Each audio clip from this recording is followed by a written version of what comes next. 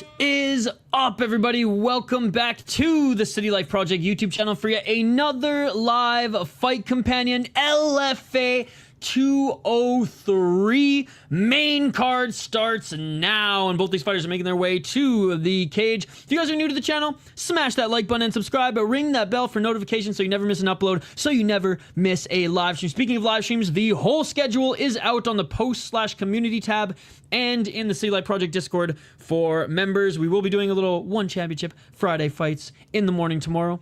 We might do some late night Japanese MMA when I'm back from the hockey state tournament as well, but we'll get into that later. Good to see everyone in the live chat. Ben, Fresh Boy, Striking Ace, Morpheus in the granite. Let's go, Ben.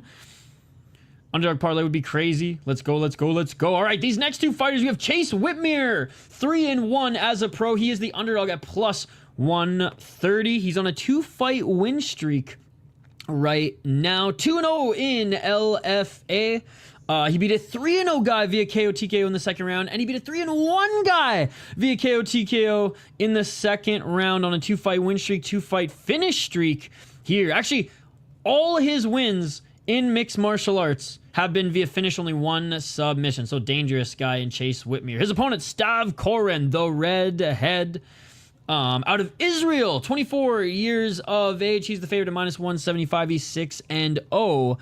As a pro. 1 KO TKO, 4 decisions, 1 submission. 2-0 in LFA as well. Beat a 7-2 Hussein Bakshir Safari, who's 7-4, not the greatest opponent in hindsight, but a guy with a lot of experience anyways, but probably more of a padded record than anything, and then a 1-0 guy. Honestly, I'm going with the underdog here. Chase Whitmer fought better competition and knocked him out.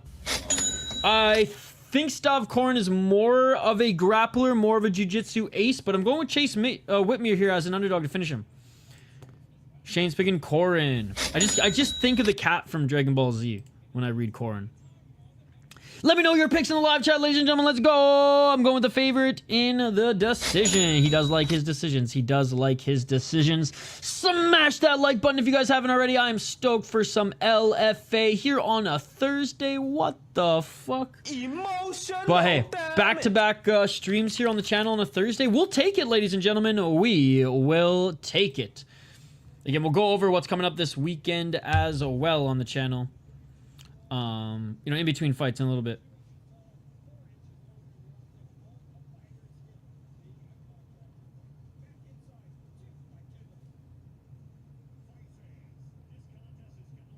All right, fighters are being announced right now in the cage. We'll get to the play-by-play here in a moment. Yeah, close fight, close fight.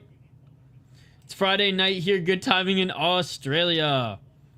I'll take the guy with Marab in his corner. Chance Whitmer looks 46. He does look old.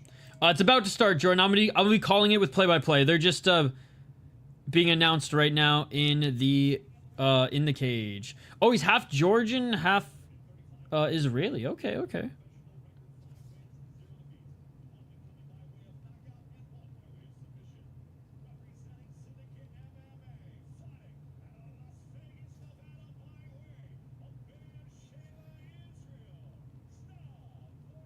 All right, here we go. Play-by-play coming, guys. Play-by-play coming. Good to see you, by the way, Jordan. Oh, no. Fuck you, Christiano. You old fart. Guys, we have to raise money to put Christiano in a home. He doesn't deserve to, you know, ref MMA fights, let alone walk the street. He's a danger to society. He wants fighters to die. Fucking Christiano, man.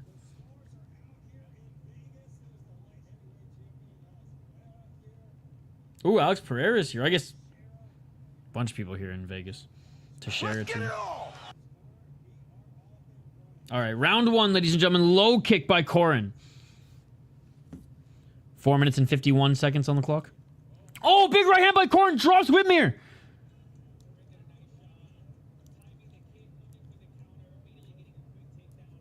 And he gets the takedown. Back up to his feet. It was like a kick right hand takedown. And already gets his back. Koren with the back take. Oh my god, right away.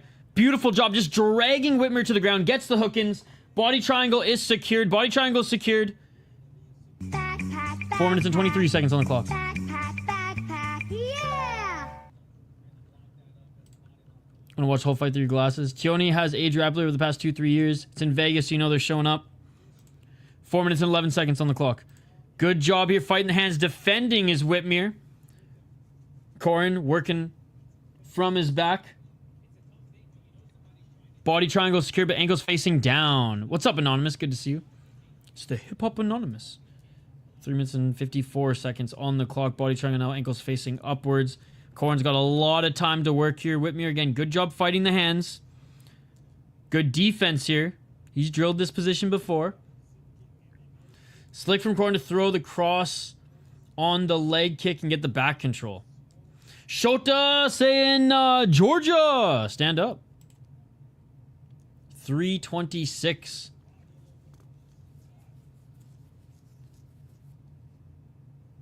Trying to soften him up is Koren, and he's still doing so. He lost, dude. He lost. Oh, trying to reverse there was Whitmer, but locking up that body triangle was Koren. 3 minutes and 5 seconds on the clock.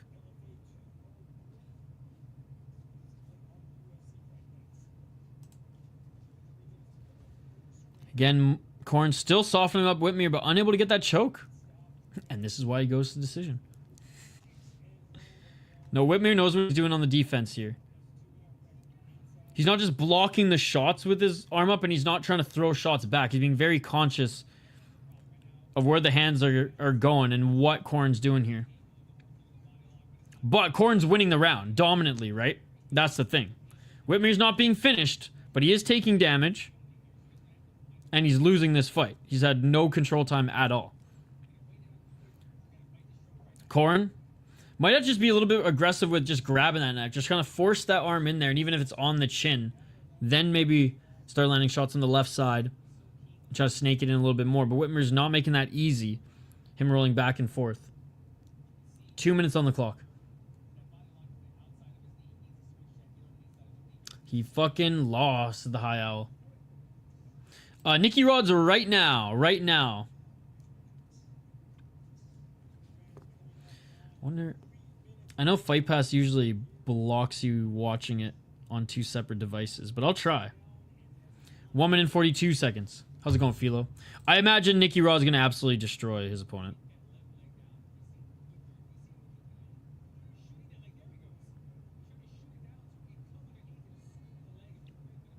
$128. Man. Oh, is it under the chin? Not quite under the chin, but Koren back mount now. Back mount now, and it's definitely cranking. We can't see if it's under the chin. I don't think it is. No, it's just around the it's around the chin right now, just cranking it. Good job fighting the hands by Koren.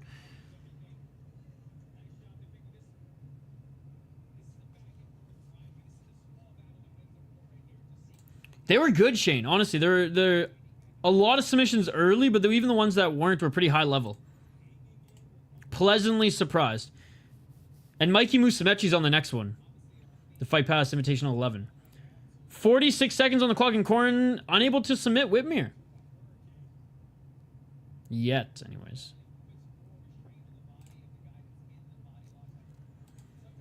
Oh, now looking to roll into mount. Oh, big right elbow. Big right hand by Whitmer. If you can't choke him out, then get in mount. Now he's in the full guard of Whitmer, just landing some shots, Koren, making sure you're leaving no doubt in the judge's eyes here. Not that there would be any doubt. But good job by Koren here. Landing some big ground and pound shots. Oh, big elbow. Even in the guard of Whitmer here. Making sure he does some damage at the end of this. Some legit damage, not just shots to soften him up to try to get that rear naked choke. But Whitmer, great defense from the back, but lost that round. 10-8. Could be. I don't think he did enough damage for 10-8, but complete domination. Whitmer defended well, but it was complete domination by Stav Koren. Chase Whitmer did nothing but defend the entire round.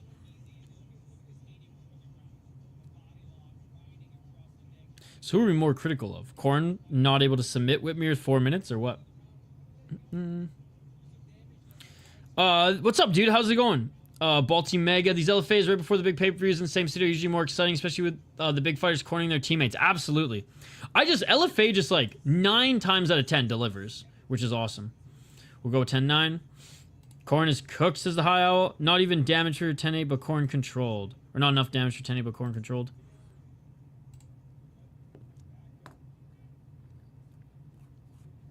I think Koren has high fight IQ. That was a smart way to end the round. Round 2. Let's get it all.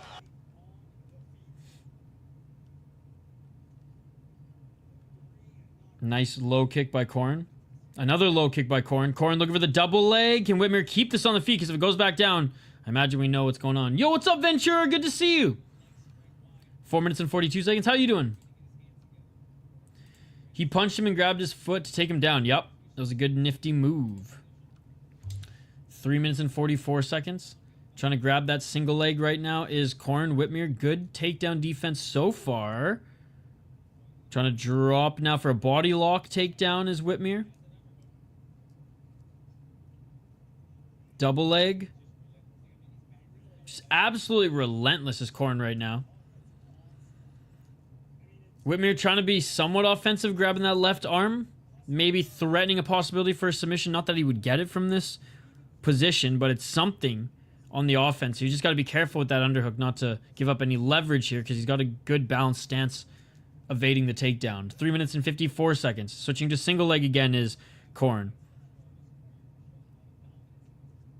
Whitmer, good balance. Good takedown defense. Left single leg. I'm leaning Pereira. Mostly because like Ankalaev isn't like... He doesn't fight the Khabib Dagestani style. He's very much more of a well-rounded fighter who came to the UFC based on his knockouts. Koren is a New Jersey guy. Can see Merab in his corner. Yep. He's apparently half Georgian. Oh, a nice kick to the body by Koren. And they separate. Whitmer looking for the right hand. Whitmer walking down Koren here. Whitmer looking for a right to the body. Doesn't land. Koren just looking for his entry. Koren still looks like he has gas left in the tank where Whitmer's starting to slow down a little bit, but Whitmer. Oh, right hand by Whitmer just missed Koren, and Koren looking for the takedown. 2 minutes 53 seconds. Again, Whitmer's defense, his mixed martial arts defense, his submission defense, his takedown defense has looked really, really good in this fight. But that's about it. And finally getting the takedown is Koren. Double leg takedown. And here we go. 2 minutes 35 seconds on the clock. We're now in Koren's world. Koren's going to tire. Koren with the left hook in.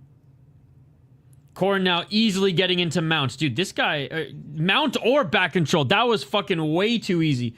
That was way too easy. I don't know about this, Balti Mega. 2 minutes 16 seconds. Stav Koren, let's go. Body lock again, 2 minutes and 5 seconds. I mean, I'm not disputing that he's not going to tire, but Whitmer's the one breathing heavier right now. Whitmer's the one breathing heavier.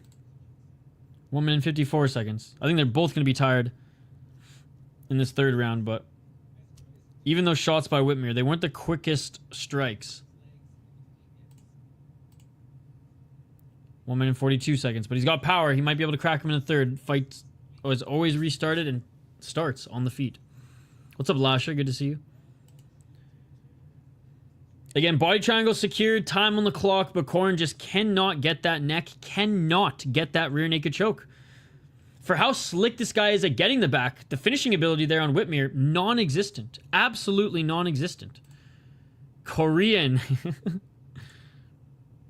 What's up, Lasha? 1 minute and 9 seconds. Now, I want to give credit where credit is due to Whitmer as well. He's had incredible defense in this fight. Good takedown defense for the most part. Really good submission defense here on the rear naked choke. But that's about it, ladies and gentlemen. That's about it. Because about the most damage he did was a right hand to the body of Koren. 45 seconds on the clock. Hey, the broadcast compared Koren to Aljamain Sterling. I mean, hey, the way he's fighting, yep, straight up backpack control, baby. So I beat Piotr Jan. 30 seconds. The second time. We don't talk about the first time. Darkest timeline. 22 seconds. And Koren just landing some muffin shots as he continues to control the back of Whitmer. Body triangle still secured. 10 seconds on the clock. Going into a third round, guys. Going into a third round, which honestly we probably shouldn't be going into a third round. Koren should have submitted this guy by now. Let's be perfectly honest. Given how much back control time he's had. What is that now? Like 6.5 minutes of back control time. Body triangle secured. Still can't finish the guy. Come on, Koren. You're winning this fight. And you're dominating the grappling. But honestly, I'm more impressed with Whitmer's defense than anything right now. Ugh. Darkest timeline, dude. Could you imagine if Jan was the champ? The matchups that we could have gotten? Step aside, Cejudo. Step aside, Dillashaw. You guys don't get this shit. Fuck off.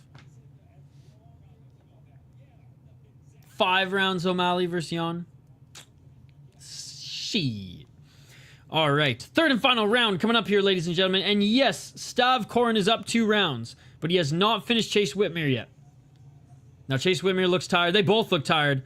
I do believe Stav Koren's going to have more gas left in the tank. Hell yeah, hell yeah. I do think Nicky Rod's going to win. We were covering the whole Fight Pass Invitational before this, but I didn't want to miss this fight. 2018, Koren. Yeah, 0.5 for Whitmer for surviving. I'm stoked. Musumeci's on the next one, Balti Mega? All right, here we go. Third and final round, ladies and gentlemen. Smash that like button if you haven't already. 4 minutes, 56 seconds. Low kick by Koren. Whitmer looking for that big right hand. I mean, that Whitmer has to knock him out. Hey, what's up, Adam? Dubois, my man. Good to see you. Low kick by Koren. And Whitmer, yeah, he's looking for that big right hand. Whitmer cannot give Koren a takedown. And he's got to knock him out. Nicky's fighting right now. Yes, he is. 4 minutes and 28 seconds on the clock. Straight left by Whitmer.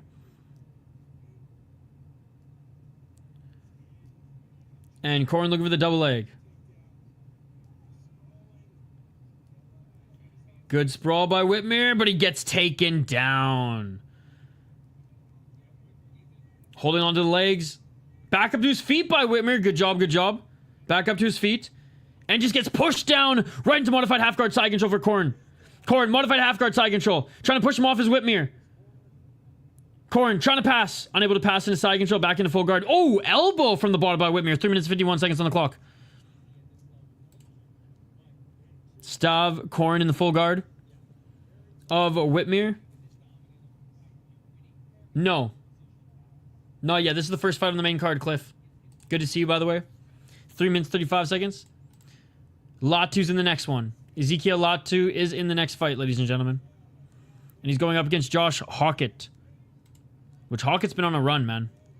3 minutes and 22 seconds. Still in the full guard of Whitmer. Koren with a nice right hand.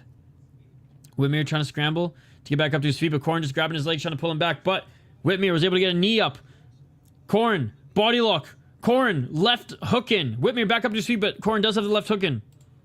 My Georgian brothers. 3 minutes on the clock. Back up to his feet is Whitmer. But Koren's going to drag him back to the ground here. Oh, he's trying anyways. Body lock. Whitmer's tired, man. Whitmer's tired. Whitmer's trying to keep this on the feet, but just relentless pressure by Koren. 2 minutes 49 seconds. Whitmer trying to break underhook, but Koren right back for the double leg. Elbows by Whitmer. Koren unable to get that double leg. More elbows by Whitmer. This will slow him down. Nasty elbows by Whitmer, but Koren gets the takedown, and there's a big deep breath by Whitmer. I'm listening to Saki Kabara at the Match 2 press conference, but I can't understand Japanese. Mikuru is there too. There should be subtitles available. Or are there no subtitles? Sometimes I have to read the YouTube subtitles. 2 minutes and 16 seconds on the clock.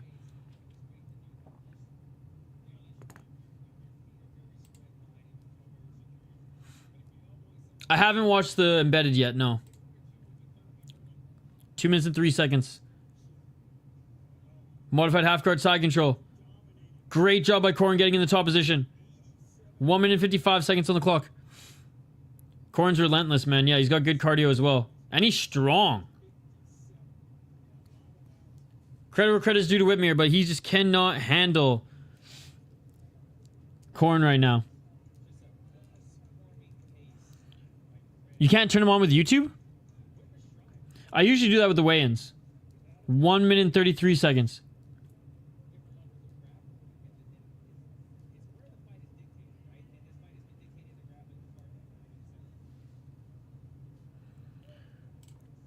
We'll see.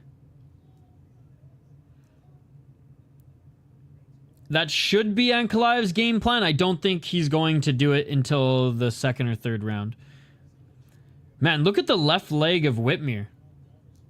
Glover and Poetan here, yep. 1 minute on the clock. A lot of UFC guys are at the Fight Pass Invitational as well in the audience. 54 seconds. Koren in the full guard of Whitmer. 51 on the clock. No, what does that mean, Shane?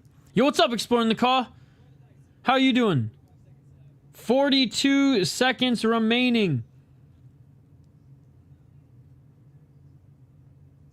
In the full guard of Whitmer. Continuing to do work here. And Whitmer just couldn't get anything going in this fight. Just couldn't get anything going in this fight. It's used all the time. What does it mean, Shane? Absolute dominant performance by Koren. Koren's ending it with a little ground and pound here. And that's gonna do it, ladies and gentlemen. That is gonna do it for this fight. Whitmore, he lost this one. Stav Koren's gonna take it all 3 rounds. All 3 rounds.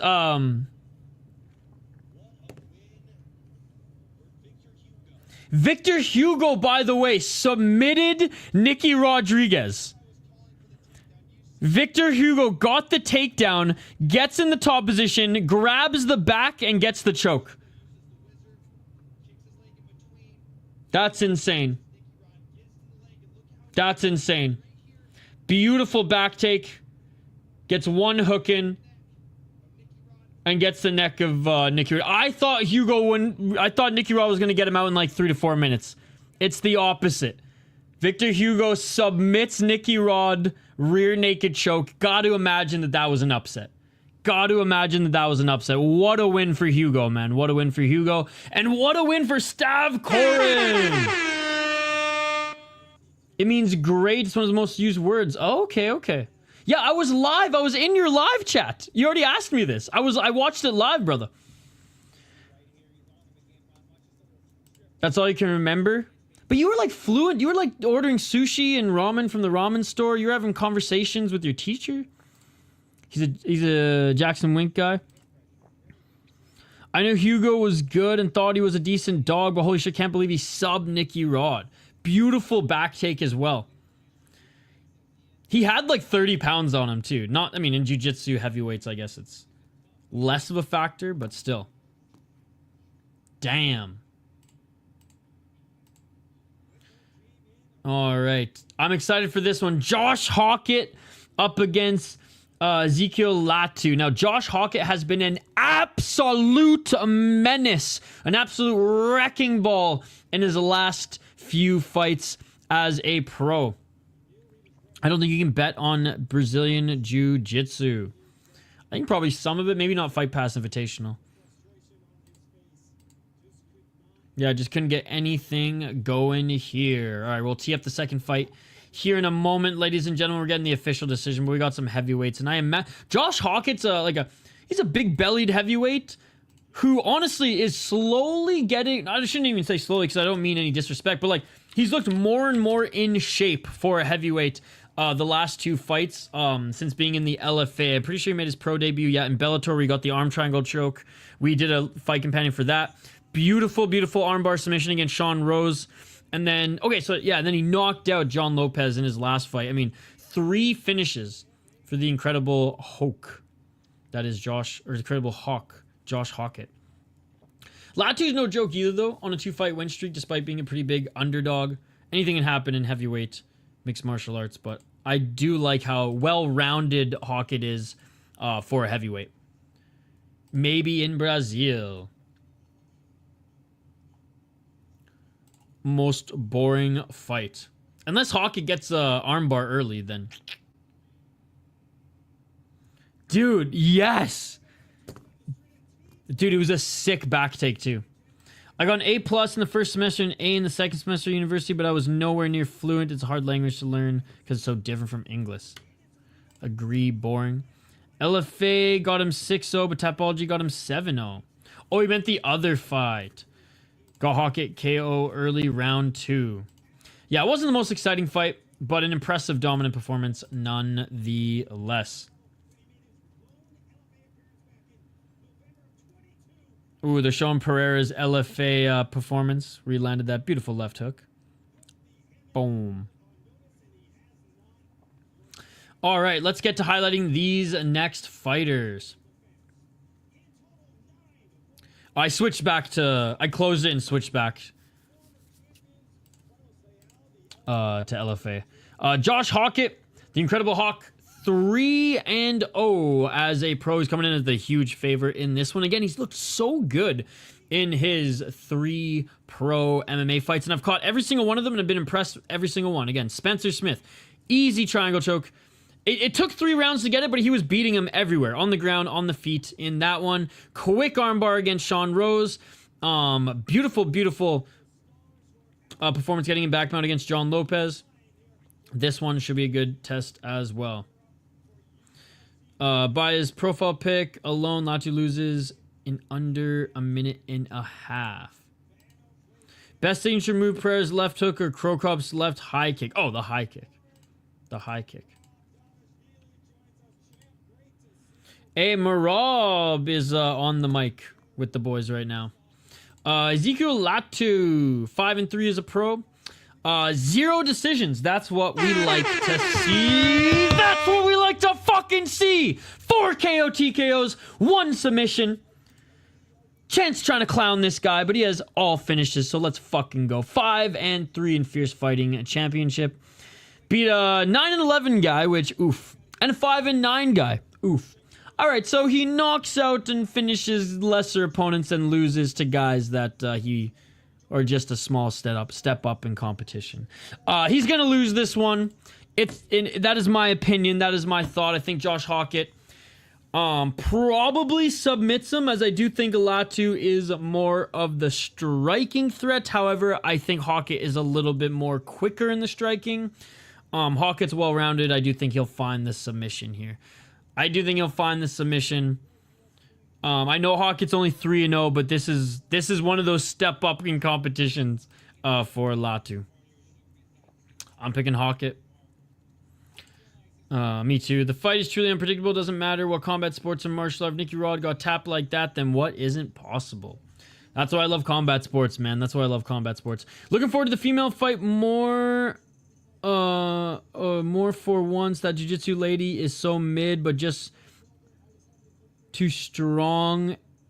A one-trick pony jiu-jitsu.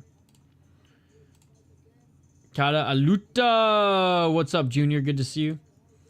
He might just punch him to a stoppage KO.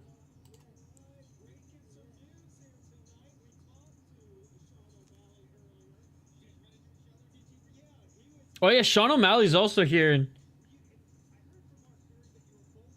I know, I don't like that fight, by the way. They're giving Sean O'Malley Marab again. Like, Marab beats Umar, and what is his reward? A guy who just lost to him. Not that you, like, need rewards for, but you know what I mean. It's like, I don't.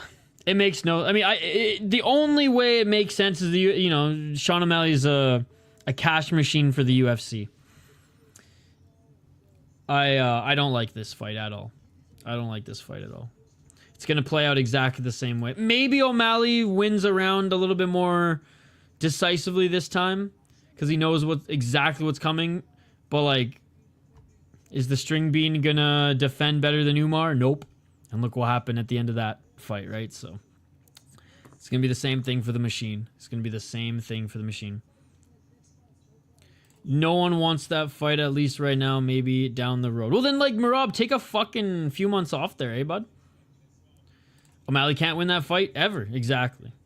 Look, I was one who drank the Kool-Aid the multicolored fucking hair Kool-Aid again and thought that maybe he could crack him, but I was by no means bullish when I made that pick. I really said that I was, you know, swinging on that one.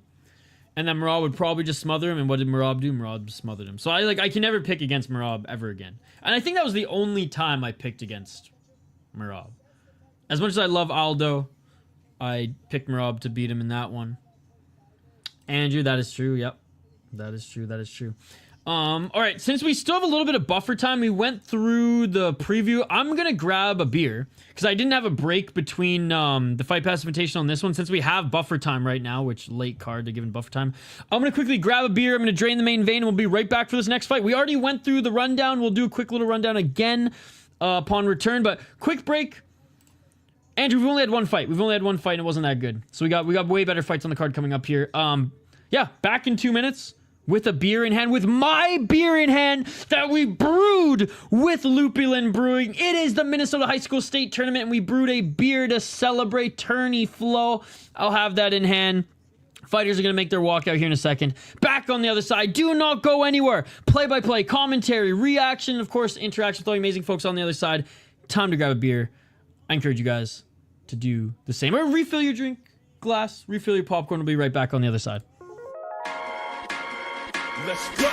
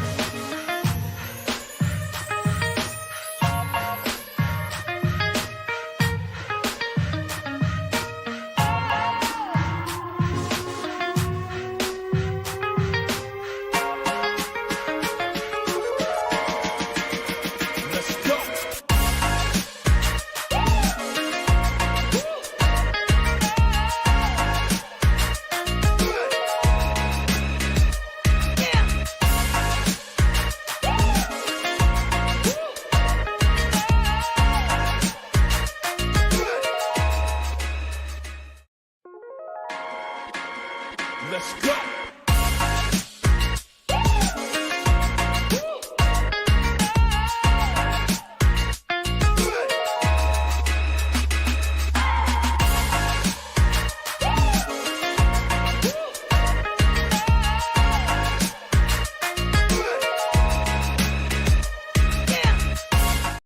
And we are back live here on the City Life Project YouTube channel. LFA 203, the heavyweights, the big boys are upon us. They're entering the cage. We already did our breakdown. I'm going to go with Josh Hokit on this one, guys. How cool is this?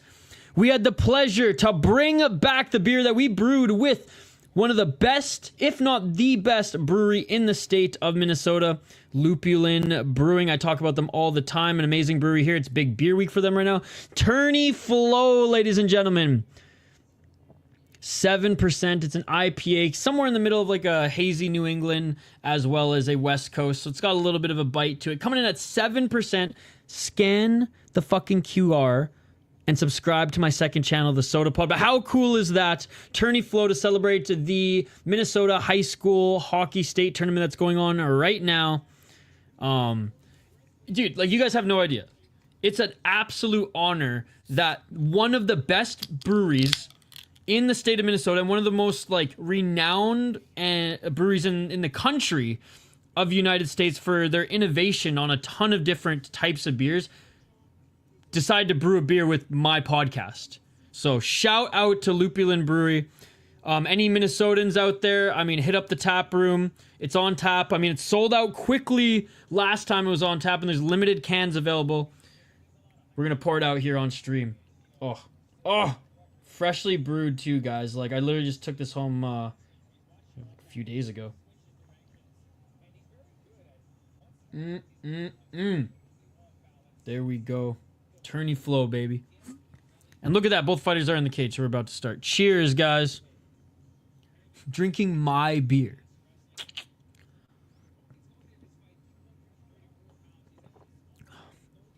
Fuck yeah, that's good. And I'm not just saying that because it's mine. We've tried it before and we tweaked the recipe. We used one different types of hops this time, but yeah, shout out to them. What are they paying me? Oh, nothing, dude. Absolutely nothing. The fact that they even let us step foot in their brewery is an honor. It looks like you. The tourney flow. It's very, very good. Very, very good. It's not super sweet because I'm not a huge like juice bomb kind of guy. I like more of the piney stuff, so it's literally somewhere in the middle. The only thing I remember for Josh Hokit last fight, oh yeah, he kind of went a little bit rogue on his post-fight speech. But he's a pretty well-rounded heavyweight, and he's like slimming down. I said I didn't want to be like disrespectful, but like he's a more in shape heavyweight. He looks like he's more in shape for heavyweight, or he's looked like he's gotten more in shape as a heavyweight the last two fights. But yeah, so for the Minnesota High School Hockey State Tournament, 18,000 people, by the way, show up for the semifinals and the final games. All the kids have like crazy hair, and so when they do their lineup and are announced in the opening face-off, they all like fling their tourney flow, which is why it's named that. I'm gonna stick this can actually back here. There we go. We'll show it off a little bit. All right, fighters are being announced. He should be a middleweight. He didn't used to look. I mean, he might eventually be a light heavyweight or middleweight. Let's just say he looked a lot bigger when he was in Bellator. Big boys, a big ass boy. Some random MMA fan at the press conference. And Beltran is reffing this one. Anybody but Tioni, ladies and gentlemen. Anybody but Tioni. Because he is the worst, and he just wants fighters to die. All right. Round one, ladies and gentlemen. The big boys. Let's get it on. Can Hokit remain undefeated? We shall see. That is a good beer. Or Hokit, sorry. And here we go. 4 minutes and 55 seconds as they stand center of the cage. Latu walking forward. Looking for the takedown was Hokit, and Latu almost cracked him with the right hand. It was almost like Hokit slipped there on the takedown attempt. Left by Hokit. Oh, and he landed a nice left. Latu is hurt, and Hokit gets the takedown. Hokit, back control. Latu's hurt, and Hokit looking to take his back. Hokit just slams him to the ground. Hokit looking for the hook in. He gets that left hook in. Oh, and Hokit already got the rear naked choke, and it is all over. It is all over. He made it look easy. Remains undefeated, and LFA has a heavyweight prospect. Too much muscle. The guy had no muscle. Well, I mean, I don't mean to be disrespectful, but like, what muscle? McTappin. I mean, I guess he is pretty jacked. But I don't look at him heavyweight and think that like he got winded because of that. Oh, and he's leaving the cage. He's so mad. McTappin. I don't know. They both look like they have a similar muscle mass. I should have said under a minute.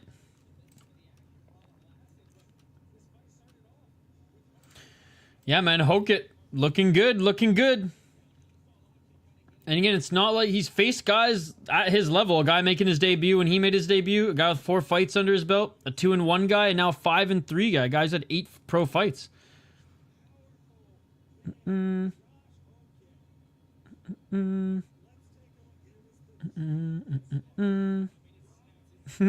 Alex S. Bro, fuck non-fighting, right? I don't watch fake fights. I watch real fights, dude. And honestly, LFA is and like North American MMA is pretty close to the WWE because they don't allow soccer kicks, but I watch real fighting, my man. So I don't know if Alex S is like trolling or if he's actually a combat sports fan, but Alex S, if you like WWE, you can kindly frig off Leahy and go watch your WWE. No cardio. He kind of got lucky. He didn't get knocked out. He slipped early and nearly got chin. That is true. Big uppercut just missed. Yep. That's why we love LFA, ladies and gentlemen. All right, let's see his post-fight speech this time, or if LFA gives him the mic.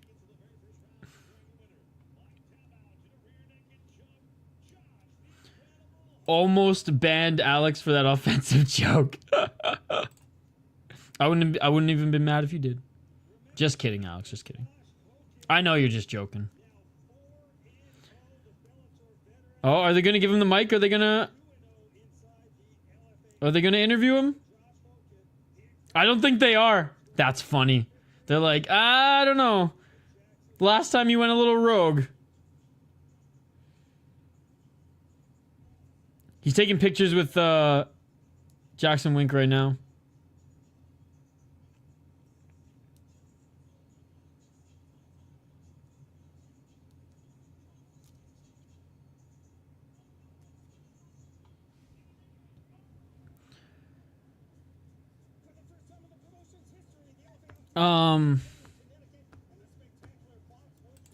Was it like something against gay people or something like that? Or maybe one of the other communities. I don't know.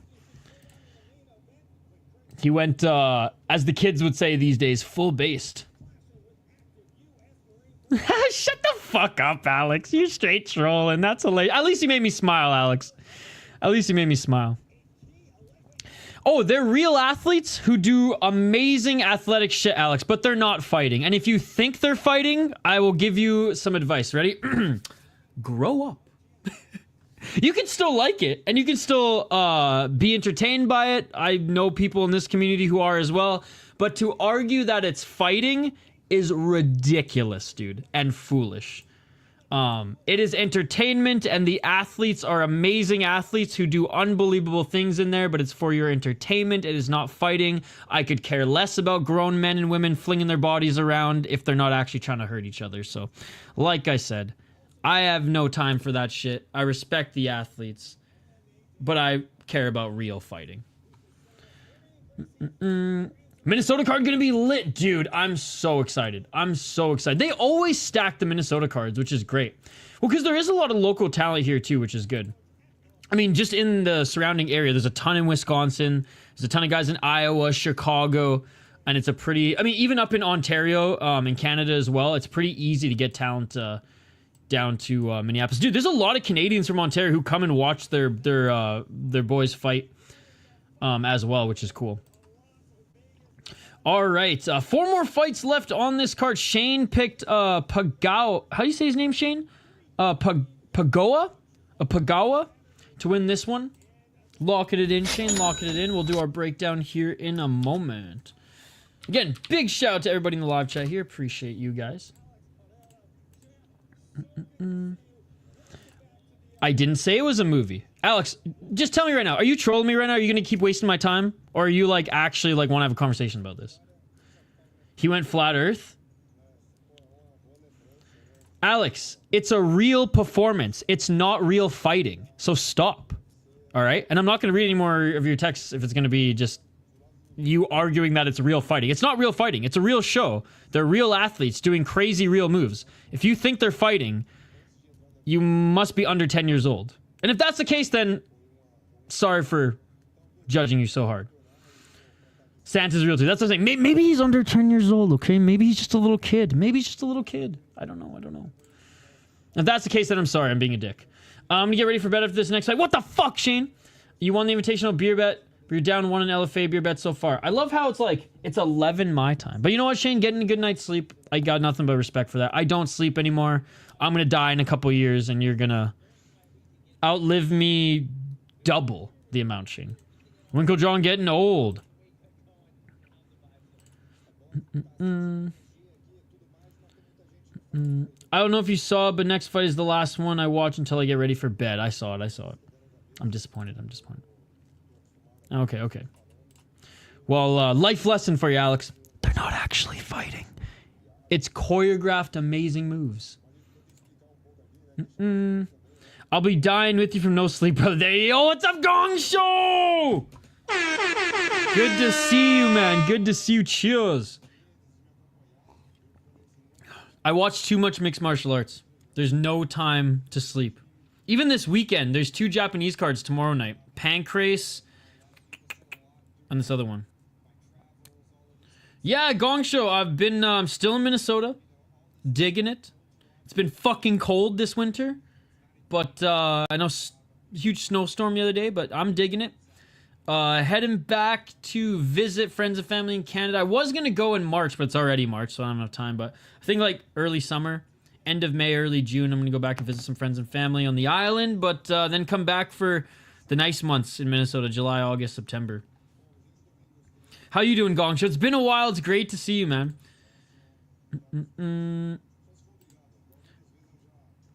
Yeah, again, Alex, I'm not disrespecting the athletes. They do amazing things.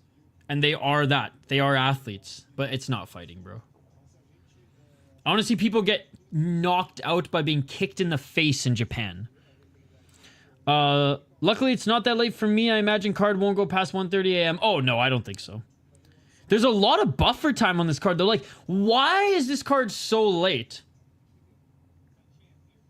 All right, Alex. 16 years old, but I think still living like a 6-year-old. But that's okay. Keep the child, keep your youth going as long as you can, because it's a big bad world out there. I'm living. Glad you're living.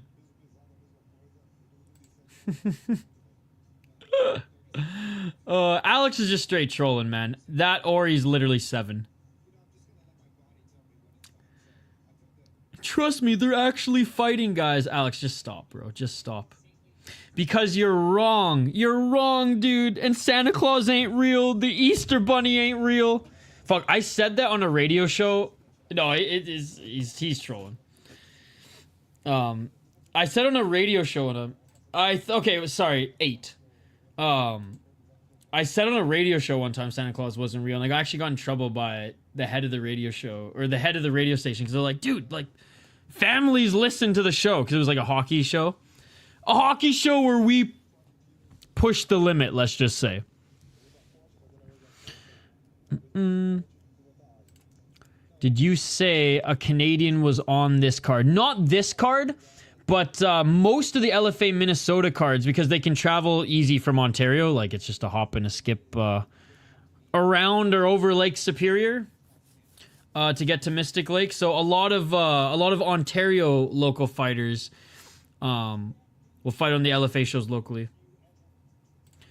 There have been moments of reality here and there. Beyond the mat or whatever is called as some crazy stories.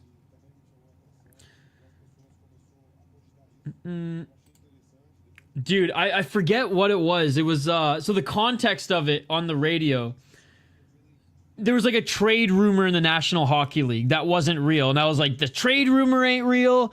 The Easter Bunny ain't real. Santa Claus ain't real. Sorry, Alex, I ruined it for you. And then like everyone in the studio, my co-host was like, dude, you can't say that on the radio. I'm like, it's AM radio. Who's listening? Everyone's reeling.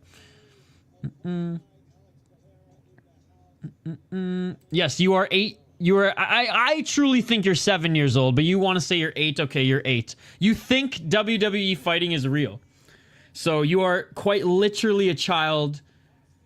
Yeah. Someday when you can grow hair on your chest, maybe you'll wake up. Friday would be weight cutting day for them, so Thursday makes sense. They done this Thursday so all the UFC guys could be there. Oh, got you. Yep. I saw 14 people get killed when I was 10. Kids need to hear the truth. Pooney's the mini Holloway. Fighter, Chris. Fighter. I mean actor. I mean athlete. Can we say athlete at least? See this thing. I feel like Alex S is making me look like the bad guy here. I have nothing but respect for the athletes and what they do. They put their bodies through hell, but they're not fighting. That's the thing. They're not fighting. They're putting on a show. Now, in Japan, they're still not fighting. They're just kicking each other in the face for fun. Japan's where it's at for pro wrestling, dude. If I lived in Japan, I would probably be a pro wrestling fan because they actually knock each other out for real for the show. I did a video on it. I'll show you guys. Like, fuck North American pro wrestling. Again, the athlete's amazing, but the product itself is absolute trash compared to that. I mean, everything's better in Japan. Let's be perfectly honest. Anything combat sports related, keyword with pro wrestling, is better in Japan. Let's see if I can find the video. Yeah. So it went down as a pro fight on the record of these guys, but it actually was a pro wrestling match. But in the clause of the pro wrestling match, the guy had to straight up sign to get knocked out. The guy had to straight up sign that he was gonna get knocked out. Hold on. I'll share it with sound so you guys can see this shit. Then we'll get to the next fight here, I promise.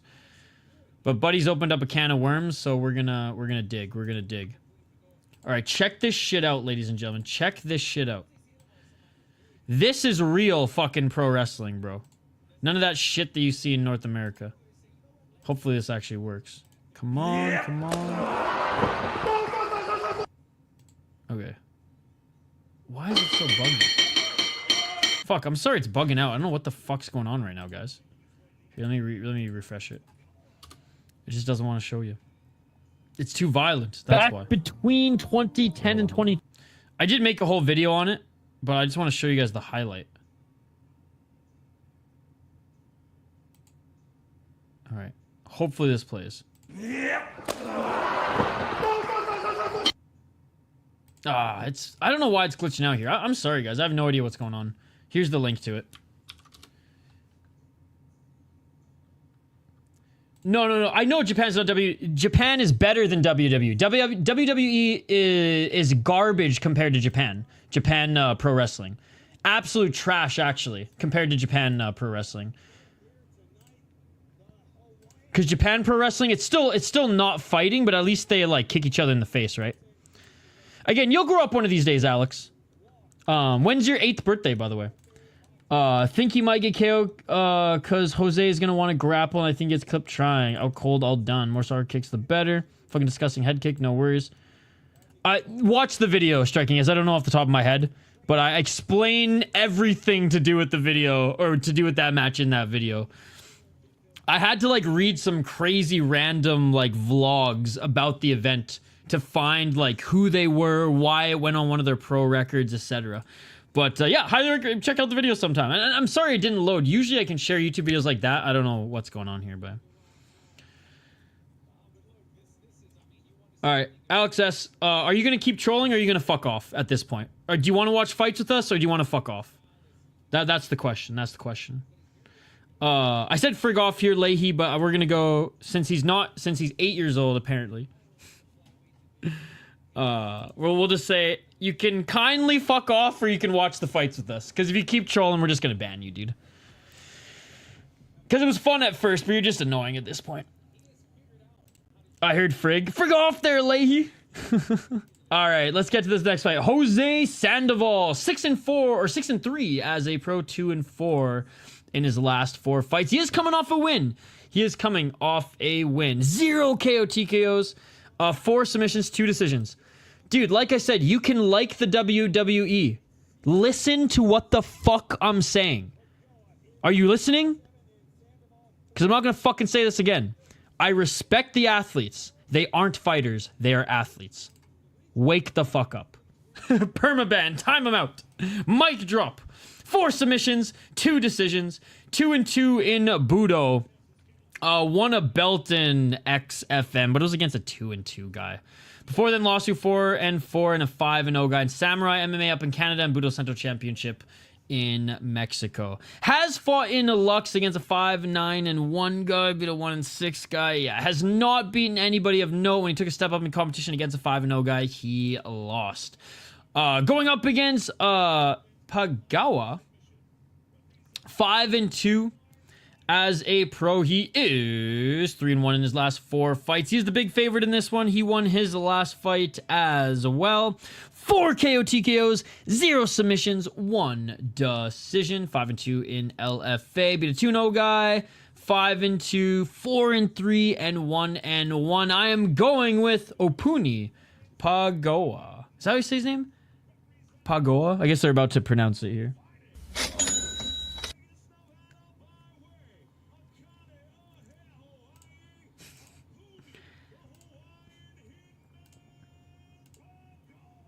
Pagaoa. Sounds good, Shane. Shane, this is your fault. You fucked this whole thing up. Going to bed early on LFA night. What the fuck? Again, I respect you getting sleep, but I'm pissed off at you. I'm not gonna lie. I'm not happy about this, Shane. I'm not happy about this at all.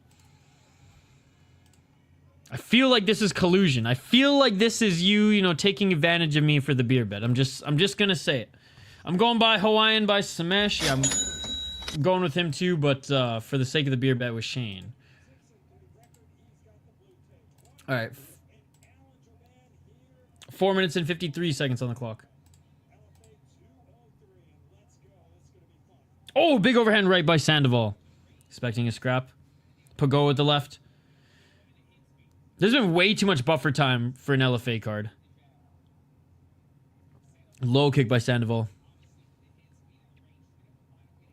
4 minutes and 32 seconds. Pagaoa missing with the straight left. Sandoval has some fast hands. So threw a nice 1-2 there. Gets clipped with the right hand on the entry. Front kick by Pagaoa. Left to the body by Pagaoa. Swing and miss with the right hand by Pagaoa. Right hand by Sandoval.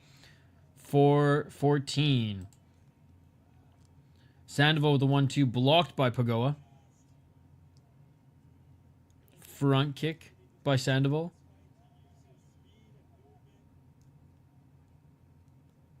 Shout out to Degenerate Dane, by the way. He's at this event right now. I probably watch streams over half the... I know, I'm just fucking with you, Shane. Just because I'm not streaming tomorrow until the morning. Well, I guess, you know, if you're up tomorrow and you're back from Tim Hortons and we're still streaming, then I guess that'll make up for it. I know, but the Fight Pass ones, I just expect you to be here. But you got a life. You got more of a life than me. I get it. I get it. I'm just salty because I think I'm going to win this one. That's all. Counter right by Sandoval. 3:20 on the clock. Oh, spinning back fist attempt by Sandoval. Shane, I'm drinking 16% beers before I go watch high school hockey tomorrow. Wish me luck. I wasn't going to drink today because tomorrow's going to be a heavy day, but tourney flow, baby. Shane, it's even better than before. That young woman on the grappling show was quite slick with it. Which one? The Canadian or John Danaher's prospect? Or clone? 2 minutes and 47 seconds. Straight right by Pagaoa. Sandoval trying to find his way to the pocket. How's it going, by the way, Nocho? How's your evening going? Yo, Nocho, did you see? Check it out. The tourney flow is back, baby. This is our beer, the Soda Pods beer. Oh, nice right hand by Sandoval. We're drinking it right now, dude. One of the best breweries in the country. Easily number 1 or 2 in the state, and they chose us to brew a beer with for the high school hockey state tournament. How fucking cool is that, brother? Nocho likes the beer reviews. That's why I'm showing it off to him, guys. He wasn't here earlier. Left jab by Pagaoa. In Canada, you are. That's all that counts. You can drink at 18 in Alberta. 1 minute 51 seconds. When you are, though, let me know and we'll send you a care package, my man. How cool is that? How cool is that? Oh, nice right hand by Sandoval. Left by Sandoval. Pagaoa, 1 minute 42 seconds on the clock. Resets at center. Bro, I'll send you some once once you're of age. Oh, big right hand by Pagaoa. Hurt Sandoval. Sandoval's hurt. Sandoval falls to the ground. Pagaoa with the right hand. Pagaoa with another right hand. Pagaoa in the top position. Sandoval trying to roll. 1 minute 27 seconds on the clock. Looking for an armbar. Here's Sandoval from the ground as he clinches for dear life on the right knee of Pagaoa, trying to do something here as he rolls out of it. Yes, starts at 4:30 a.m. for you, Pacific time. Usually about a 4.5 to 5 hour card, Shane. All right. Alex, fuck off, dude. You don't... You know why you're a fucking child? You fucking troll? Because you don't listen. So you're a child. 45 seconds on the clock. Congratulations. You're a fucking child, dude. Fuck off. 45 seconds on the clock. Congrats, buddy. That's sick. Good looking brewski. 16% is absolute nuts. Quebec, you can drink at 18. Yeah, Quebec and Alberta, 18. Sorry. We have barrel-aged stouts. Oh, knee bar attempt by Sandoval. Sandoval survived those shots. Now he's playing the ankle game with Pagaoa. Prozac Zach with 200 accounts. 15 seconds on the clock. Sandoval still looking for that ankle. Oh! It is all over! Sandoval taps him! Holy fuck! Holy fuck! Sandoval tapped him with just seconds left in the first! Sandoval tapped him with just seconds left in the first! Oh my God! Holy fuck! Who is this guy? Who is this guy? Mick Maynard's impressed, bro. Mick Maynard in the audience. Holy fuck. He's crying like this is Japan, but hey, that's okay. That's okay. Wow. Unbelievable. We tied the beer bet. Is this the new Paul Craig? Oh my God, how much did I win there? He was plus 240, bro. Did you pick him by sub as well? Oh, Pagaoa's pissed on the stool right now. He got caught. Silva versus Sun and vibes. Yeah, Silva versus Sun and Light for sure. As he was losing that fight, got dropped.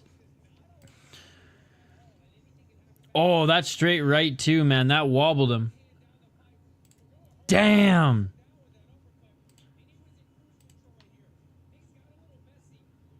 Yeah, 5 submissions. Make that 6, bro. Make that 6. Wow. Yo, where's in the granite, bro? The dogs be howling. Ow! Ow, ow, ow. Let's go. Fucking rights, man. I did not expect that. I did not expect that. Shane, you might as well stay up for one more. I know Shane's answer is going to say no. Wow. Yeah, just like that. No. Let's go! Cha-ching, baby! 180 calzones, motherfucker! Let's go! I love it. I love it. Yo, big shout out to Chance, by the way. Chance, so many people have been thanking me for memberships, and I keep telling them, thank Chance, bro. Thank Chance and Morpheus. Yo, let's go in the granite with another $2 donation, dude. Shout out to In the Granite, guys. Go check out his channel. He also does Fight Companions covering boxing most of the time. Live streams, previewing, and wrapping up cards as well. That's just like workout videos and fucking life lesson chats, dude. In the Grant's got a lot of wisdom to him. Easy money. Ronan, I trained with him in Guadalajara, Mexico. No way! That's awesome, Tito. That is awesome. Great, great submission there. Had to face some adversity in that fight, though. Yo, Chance with the gifted calzone, baby! Chance with the gifted calzone! We eating good tonight at Quick Trip, baby! Let's go! I'm gonna get some late night calzone tonight, because I haven't made dinner yet. And it's 11:14 p.m. Thank you, Chance. Don't give it to that gay porn wrestler, Alex, okay? Did he get it? I don't choose who to give it to. It's by random. Could you imagine if Alex S got the fucking membership? Oh my God, he'd infiltrate the Discord with WWE gifts. I still have some Team mugs, so stay for a bit longer. Let's go, Shane. Let's go. Shane, you still have the Tourney Flow can, right? The bigger can? I never kept a big can, by the way, Shane. I gave the last one to you and Kyle. The last 2 to you and Kyle. Hoppy has one, but I'm going to keep this one. I think the Where's Waldo, Shane, for lack of a better term, is it in a different area on these ones. Hell yeah. Shane, if they start distributing it, that shit's gonna be worth something someday. If the soda pod blows up, that's gonna be worth something someday. You know what's cool though? In the state of Minnesota, there's only two like sports media outlets that have collaborations with beers. 10K Takes, right? With their Captain's Patch, and the motherfucking Soda Pod with Tourney Flow. And as much as I like Elm Creek Brewing, Lupulin's a lot better. With my shot glass collection, it's not mint condition though. That's okay. That's okay. It's not. Even if it doesn't score a PSA 10, Shane, it'll be fine. It'll be fine. Which, by the way, Shane, did you hear Brock Besser's probably going to be moved from Vancouver? It got a bit of a bend in transportation. Hey, at least I got it into Canada. Didn't even have to check that shit through customs. All right, featured fight coming up next. Man, this has been a... I know we're only an hour in, but we're an hour in and only 2 fights on the LFA card. They've been dragging this shit out. But the chat's been buzzing, so I appreciate it. Yeah, so apparently, like, okay, trade deadline's tomorrow, Shane, and Vancouver's kind of re-establishing themselves. They traded JT Miller, right? Quinn Hughes is out for the rest of the season. Demko's likely going to be out for the rest of the season. So this season, they're not even banking on making the playoffs, and they're selling. And they offered a contract to Brock Besser, and he didn't sign. He said he like wants to stay in Vancouver and is open to negotiating in the summer as a free agent alongside other teams.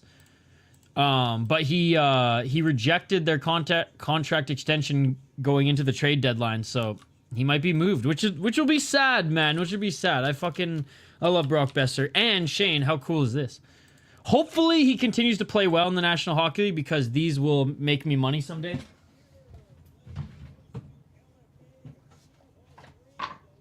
Check it out.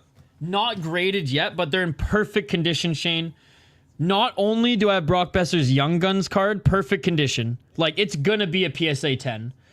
But I also have his portrait from the Young Guns series as well. I have them both. Motherfucker. If both or either of these rate PSA 10, we paying off our student loan, baby. Hockey cards.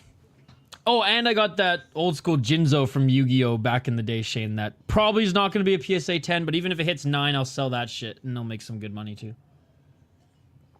The Raptors still won. Oh, the Raptors are trying to tank. The last game, they finished a close game with 4 bench players. 2 of them, 2-way contracts. The Raptors still won. Damn. All right, let's get to this next fight, guys. We have a Hope Chase against Beatriz Mesquita. Mesquita 3-0 as a pro. She is the huge favorite here. Minus 800. 33 years of age. She's a jiu-jitsu ace out of American Top Team. I mean, UFC Fight Pass Invitational, 80XC, 80cc, IBJJF, an unbelievable grappler here who has won her first 3 fights in mixed martial arts, beat 2 and 4 gal and 2 gals making their debuts, all rear naked chokes. Once she gets the back, it's good night, Jim Kite. Her opponent, a tall, lanky, and honestly, damn good karate base striker in Hope Chase. She's 4-2 as a pro. 1 KO, 2 KO, 3 submissions, 0 decisions. She's finished all of her opponents. That's what I like to see, especially in women's MMA. 2-0 in Invicta, 0-1 in LFA. Beat a 4-4 gal, lost a 2-0 gal. She lost to Dinwoody. Dinwoody's a good opponent, but that was actually a really good fight overall. As an amateur, beat a 4-2 gal and a 5-1 gal. I'm going to go with Mesquita getting the submission, but as an underdog, Hope Chase for a TKO? Shit. I bet those winnings would pay off your student loan as well. Mesquita. Oh, my apologies. Mesquita. Was I saying Squita? It's because my fucking French. Q-U-I is Qui, or U-I is we in French. That's why my mind always goes there. Mesquita. Like, close game they didn't have their top 4 players in a close game at the end of the 4th. Shane, remember when the Buffalo Sabres tried to tank for McDavid years ago? Literally, one of their goalies won 4 games in a row and they traded him. Michael Neuver won 4 games in a row for the Buffalo Sabres and they were trying to tank and they traded him. Mesquita sub round 1, although Chase upset would be on par for this card. You know who I got, baby. Ow! Ow, ow, ow! Don't gamble on women's MMA, one of my pet peeves. That's what I usually say, because you never know. You never know in this sport anyways, but you never know even more in women's MMA. This one's interesting, though, because this chick's a pure grappler with, like, little to no striking at all. Despite training out of American Top Team, I'm sure I'm sure she's learning, but she's 33 years of age. She tried to stand and trade in her last fight and got a nasty cut and kind of got beat up on the feet, but we'll see. Let me know your guys' picks in the live chat. We know who Chance is picking.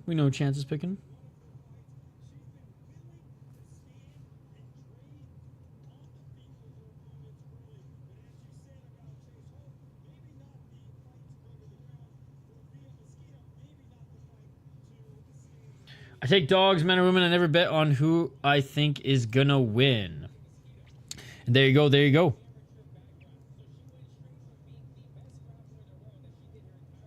All right, here we go. Both these women have entered the cage. But I also do research. Yeah, no, you got good bets.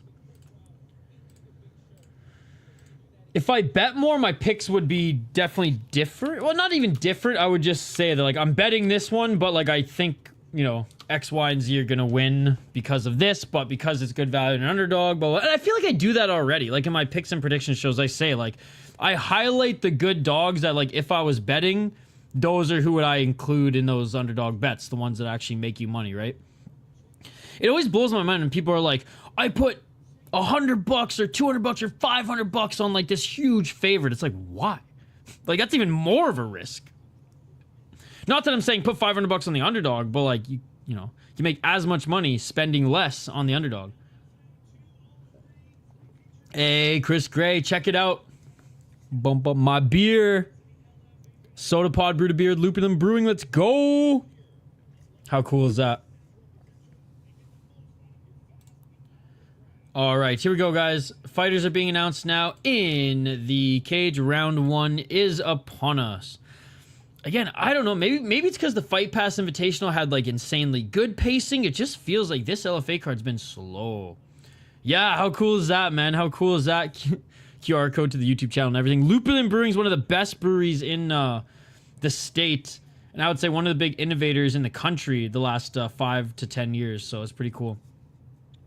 It's already released. It's on tap. Cans can be purchased at the tap room. We brewed twice as much as last time, which was in 2023.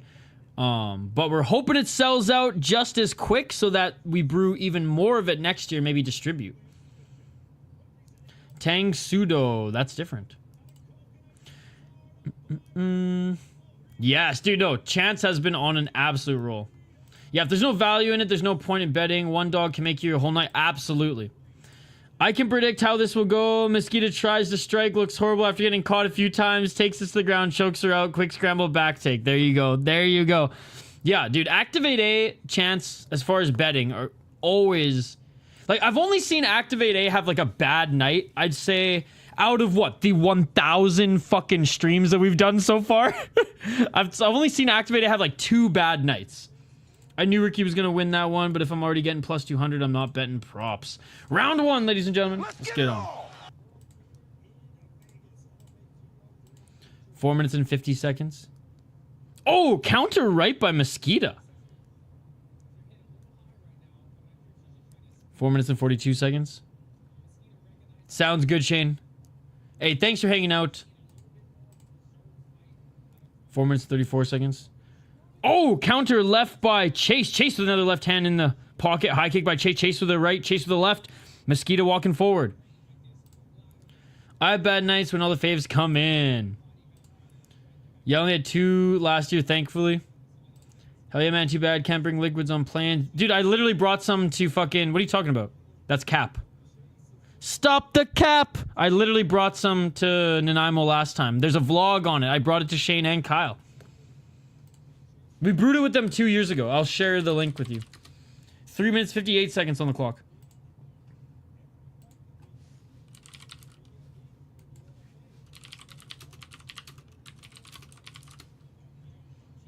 You just can't put it in your carry-on. That's all. That's all.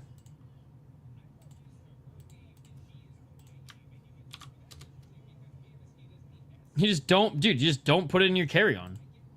Done. Easy. 3 minutes, 32 seconds.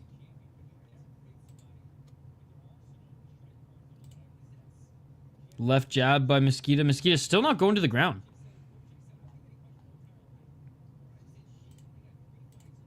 Yeah, I think there's 2 videos where I brought it to Shane and Kyle, and they both tried it. I feel like Mesquita's gonna get dropped. Yeah, carry on, no, but shit, man, I didn't even have to declare it. I don't know what they thought it was going through customs, but they didn't even make me declare it at all. Mind you, I only brought 2 cans with me. Oh, a nice right by Chase in the pocket. A left by Chase. Chase not allowing Mesquita to grab her to try to get the body lock takedown. The cans I brought to Canada last time, Christo, they were, were they 750 mil, Shane? 750 mil cans. They were called Crowlers. They were like twice as big as this. And finally getting the takedown and getting the back right away like Activate A predicted. Double hooks in for Mesquita. 2 minutes and 27 seconds on the clock. Hey, let's go. Northeast Organics, baby. 2 minutes and 18 seconds. Bro, I haven't ingested the fungi since, I want to say like 2015. Face crank. Oh, this one's body triangle secured. Right arm is trapped as well. Ankle is facing up. 1 minute and 57 seconds on the clock. Not quite under the chin, but that right arm from Chase is locked. She only has the left hand to fight the hands. It's not going to be enough. As soon as this sinks under the chin, it's good night, Jim Kite. Yeah, 750 mils. That's a lot of beer. Hey, cheers in the granite.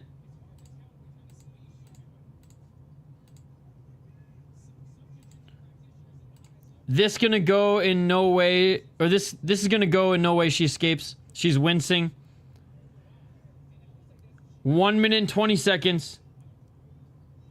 Hell, I know it's so weird, Curtis Clark. It's so weird. And it's so late, too. 1 minute and 10 seconds on the clock. That right arm still stuck, but unable to finish this is Mesquita. Wow, it was packaged exactly a year ago today. Wow, that's cool, Shane. Wait, 2 years ago, right? That's funny, Shane, because this was packaged last week, right? So, yeah, around the same time. Some shots from the back here by Mesquita trying to soften up Chase. Chase's right arm is now free. No, it would be the 3rd month, Shane. It'd be the 3rd month. Because that's the Minnesota State tournament. Yeah, we didn't brew it last year because Hoppy had his kid, right? 25 seconds on the clock. Modified half guard side control here by Mesquita. Mesquita landing some ground and pound. I think she'll probably get the submission next round.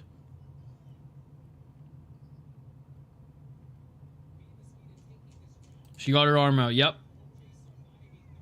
Final seconds in the first round. And Shane, this one was the 20, I want to say the 26th that was packaged. The 26th that was packaged. 7.2%. Yeah, and this one came in at 7. This one came in at 7. We used one out of the 3 hops was different, though. I think we used Strata, Citra Cryo. I think we swapped the Cascade with something different. Something similar, but something different. Something new and what the head brewer wanted to use. Very similar flavor, Shane. I would say it's even more balanced than before. That's a great looking pint in that video. Hell yeah. Thanks for watching. She just roughed it out. That chin's gotta hurt. She better have the thick brown.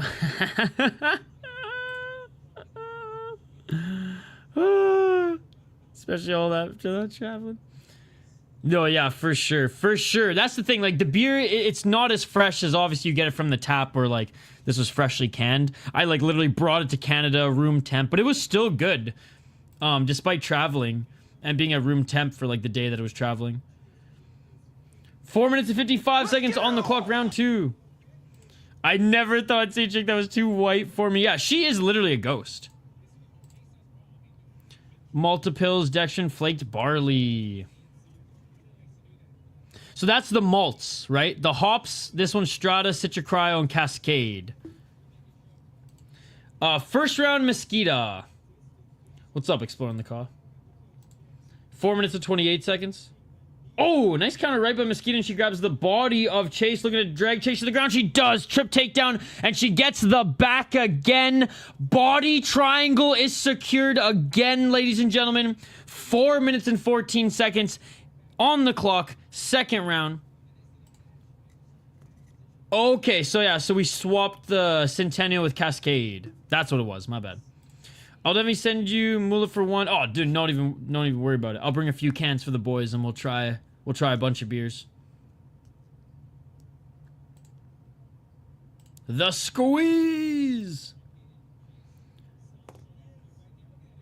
3 minutes and 44 seconds. Nice job by Chase, escaping the back take, but Mesquita's still in the top position.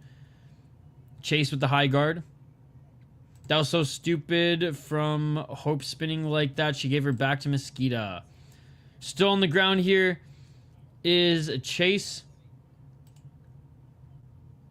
Ooh, very nice, very nice. Love them blackberries. I miss blackberry fucking jam and blackberry picking back home. Parents hated the blackberries because they'd fuck up their gardens, but I loved them. My new addiction in my addiction in soda. 3 minutes and 4 seconds on the clock, and in the full guard of Chase now is Mesquita. Good job by Mesquita. Reversing enough so that, or sorry, good job by Chase. Reversing enough that Mesquita doesn't have her back, but still in the full guard of Chase is Mesquita, and Chase being cute here with the high guard. Been there, done that. This ain't gonna make Mesquita. Oh, up kick from the ground. This should be legal, but North American... This is why North American MMA is not as good as Japanese MMA. Because if this was Japan, this would be legal, and it should be legal because this is a fight, ladies and gentlemen.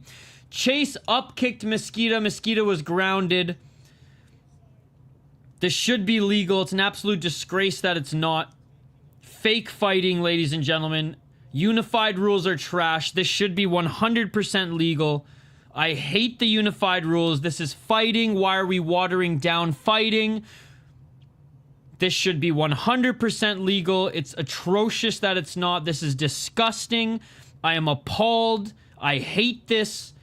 This is fucking stupid.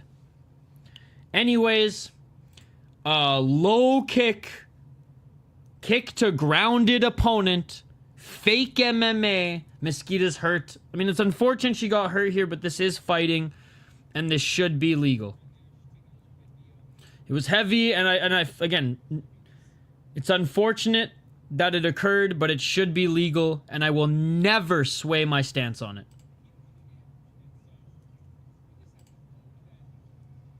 It's an absolute disgrace that we're watering down fighting. That's a black eye for sure. I hope Mesquita's okay, but this is an absolute disgrace. This is disgusting. I want to puke right now watching this, to be perfectly honest. I really do. Like, dude, this is the equivalent to, like, in soccer, for example.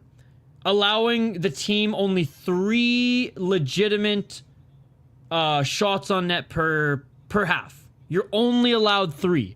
This is if basketball only allowed 3-point shots. We are watering down the sport, and it's fucking disgusting. Almost exact 1-1 of Silva versus Yushin Okami. There was a soccer kick in EFC 121 earlier today, and they gave him a warning based. You know, that's what I want to hear. That's what I want to hear.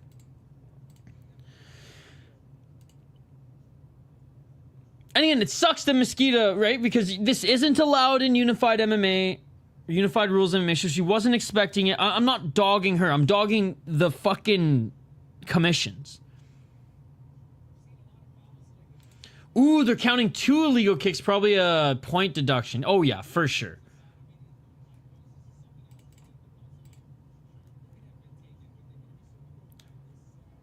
Should just be legal. Oh, that right eye is fucked. So again, like, I feel for Mesquita. That sucks to get kicked in the face when you're grounded. But this is fighting. This isn't touch butt in the park, ladies and gentlemen. Dude, I want to so bad. I just have to find, I know ESPN did like 2 of the games, and there's one YouTube channel that does all the games. I just have to find a reliable stream, and I will. You ain't cheating if you ain't trying. It shouldn't even be cheating. It should just be fighting. Dude, Calcio Storico is awesome, man. One of the best sports on the planet. No, there's this one guy who streams it on his YouTube channel, and he's really active on Twitter, and he always shares the link with me. And I think ESPN did like 1 or 2 games last year. The eye is cooked. Stream not seem swollen. When you're getting your ass kicked on the ground, looking like a fool, you should be able to kick your opponent in the face. 100%. Aljo is smiling somewhere. No contest or DQ coming up. What a weird main card for LFA so far. I could have swore up kicks were legal unless they're legal. No, you can't be on your knees. Up kicks are legal if you're not grounded. So it counts as a kick to a grounded opponent. Even though it's an up kick to a grounded opponent striking ace. I mean, the eye is fucked, don't get me wrong. A little lash under it. She might not be able to see under it. No contest, I want a refund.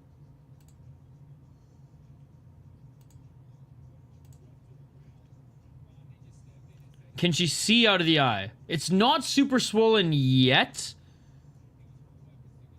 But they're doing a good job icing it right now.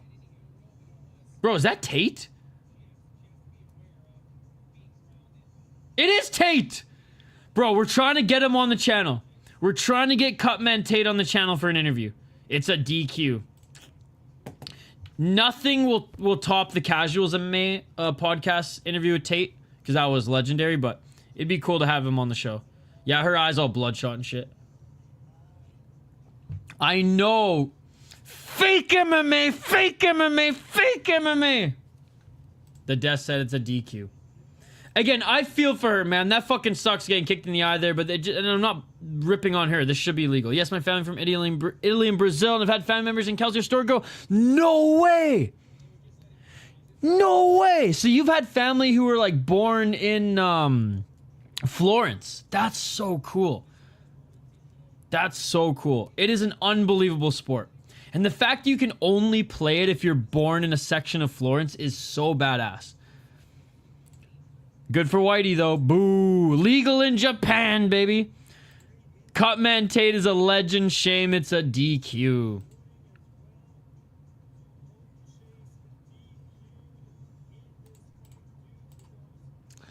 Yeah, well, going on to the co-main event now. Going on to the co-main event.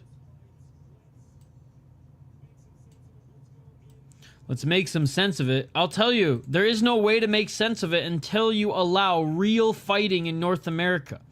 This is America, goddammit. We're supposed to be the powerhouse of the world. And we don't allow up kicks or knees to grounded opponents, and we let Japan do it instead? That's the most un-American thing I've ever heard of, ladies and gentlemen. Come on. Dude, that's so cool. I'd rather get DQ'd than get choked out. I tap out before I pass out before I tap out, bitch. So Mesquita improves to 4-0. I mean, let's be honest, she probably was gonna win the fight anyways, but still. This is America, bitch. We should allow stomps to the face. We should allow knees to grounded opponents. We should allow up kicks. And most importantly, motherfucking soccer kicks to the face. That's not the beer talking. Watch me stream every single stream. I'm going to go on a tangent about it. Scott Young at this point just eye rolls the whole time. He's like, oh, here it comes. Here it comes. Hey, there it is. LFA 206 Mystic Lake, baby. I will be there with Chris Cushman. And if anybody wants to come up to Minnesota, anybody in the Midwest, April 11th, just a few days after my birthday, we'll be live celebrating at Mystic Lake Casino. Sucky way to win for everyone involved. Let's fucking go. We there. Dude, I can't wait, buddy. I cannot wait. She's 33. Wouldn't mind seeing her on Contender with one more win.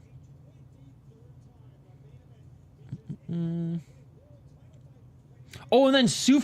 Dude, I kind of want to go to Sioux Falls right after. Sioux Falls is, I think, like 4 hours from... 3.5 hours from me. Fuck, I almost want to go to Sioux Falls for 207 on the 18th as well. Chris Cushman. Bro, like, think I can only afford one or the other. I can only afford to go to Miami or go to UFC. Or just, like, the UFC ticket. I don't know if I can... Like, a ticket to LFA is $40 and beer is $6.99. UFC event, I bet the beer is $20 a pop. And the tickets are probably, like, $600.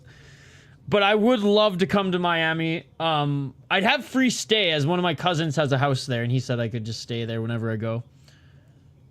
Former pro basketball player. He's got a house in Miami. He's got a house in Houston. He's got a house in Dallas. He's got a house... I don't think he's got a house in California anymore.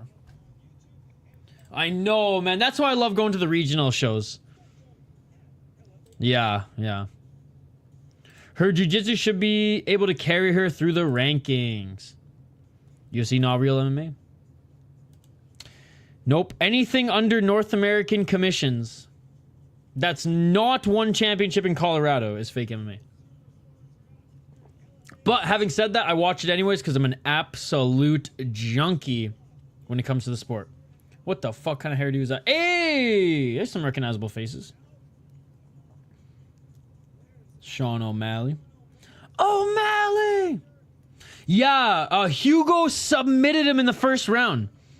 Hugo submitted him in the first round. I plan to go to my first MMA event. Cage Fury, I've seen Philly someone this year. Dude! You just saw how hyped I got. Did you not just see how hyped I got? Dude, Cage Fury FC is one of my favorite promotions in North America. Their in-ring experience, or just experience as a fan, is nothing short of spectacular. I have friends who cover that show. Hey, Paige Van Zandt and freaking Austin Vanderford are there as well. Dude, a lot of people here for this LFA event. But yeah, dude, Cage Fury FC... I haven't gone to one yet, but like I said, I have a lot of friends who work the event. Unreal. They say it's almost better than LFA's product. And LFA's live product is pretty amazing. Hey, dude. Patricio Pitbull is in the audience too. And not only in the audience, he is on the mic right now. Patricio Pitbull in the house. Fucking legend and new signee to the UFC. Yahweh, Danny. Beautiful back take and was able to sub him.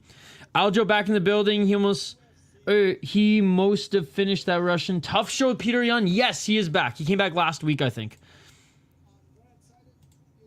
Dude, I'm so stoked Patricio's gonna get some fights here. I think that fight against God, who's he fighting again?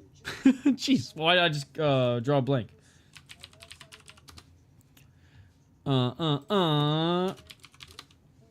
Fucking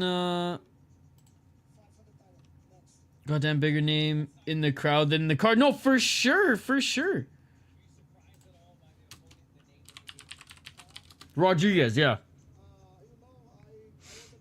Which one is that? Let me see. Let me see.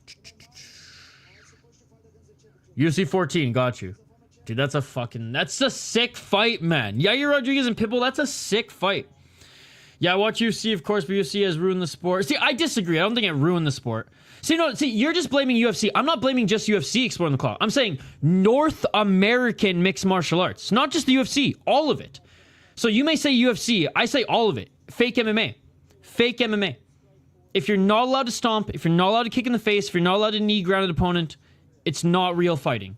It's not real fighting. So I don't even think, for me, it's not even a UFC thing. UFC is just, they're one of many. LFA, Cage Fury FC, Fury FC, Titan FC, Samurai Fighting, BFL. I mean, I could literally go on probably naming like 100 different small promotions in the United States and Canada. They all are fake MMA. It's not just the UFC. It's not just the UFC.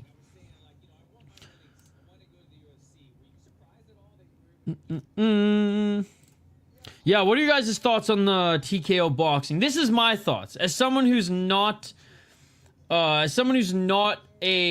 boxing guy first and foremost, this is my reaction to it.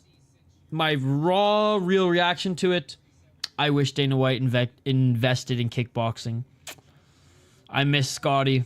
Bellator kickboxing over whatever this regurgitated Zuffa boxing will be.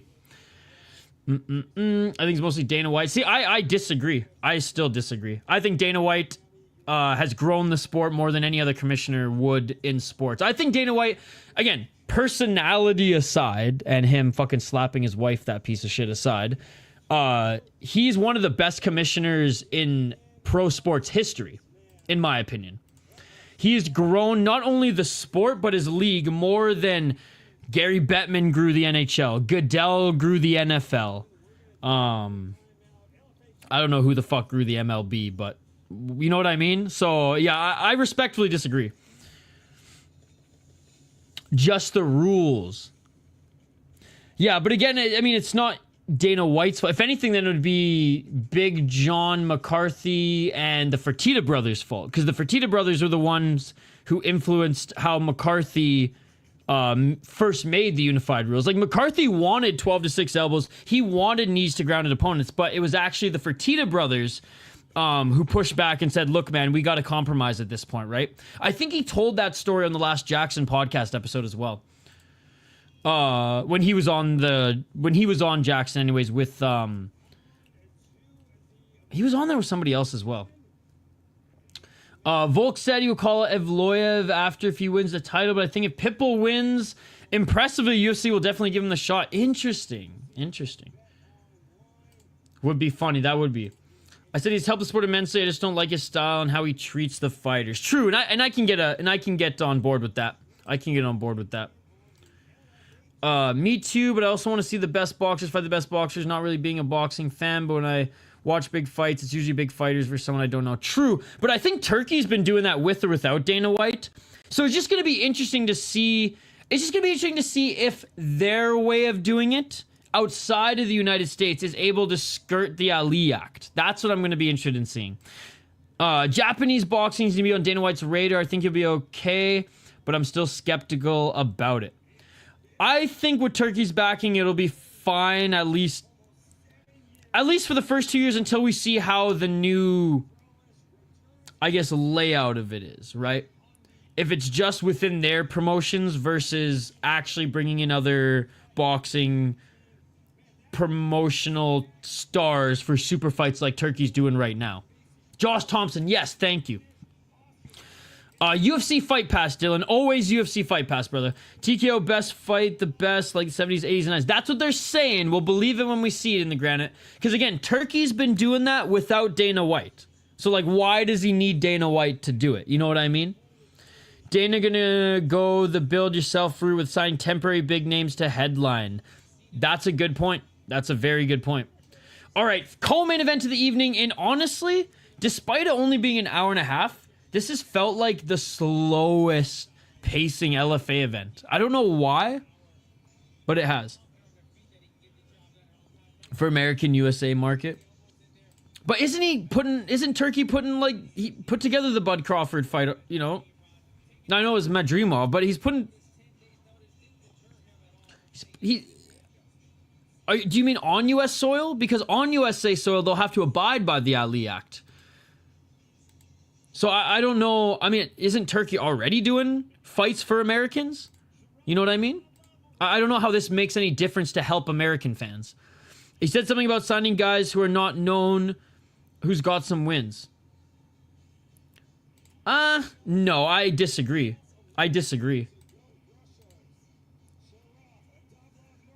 We've barely seen any on US soil. We've seen more UK on US soil that he's put together than Saudis.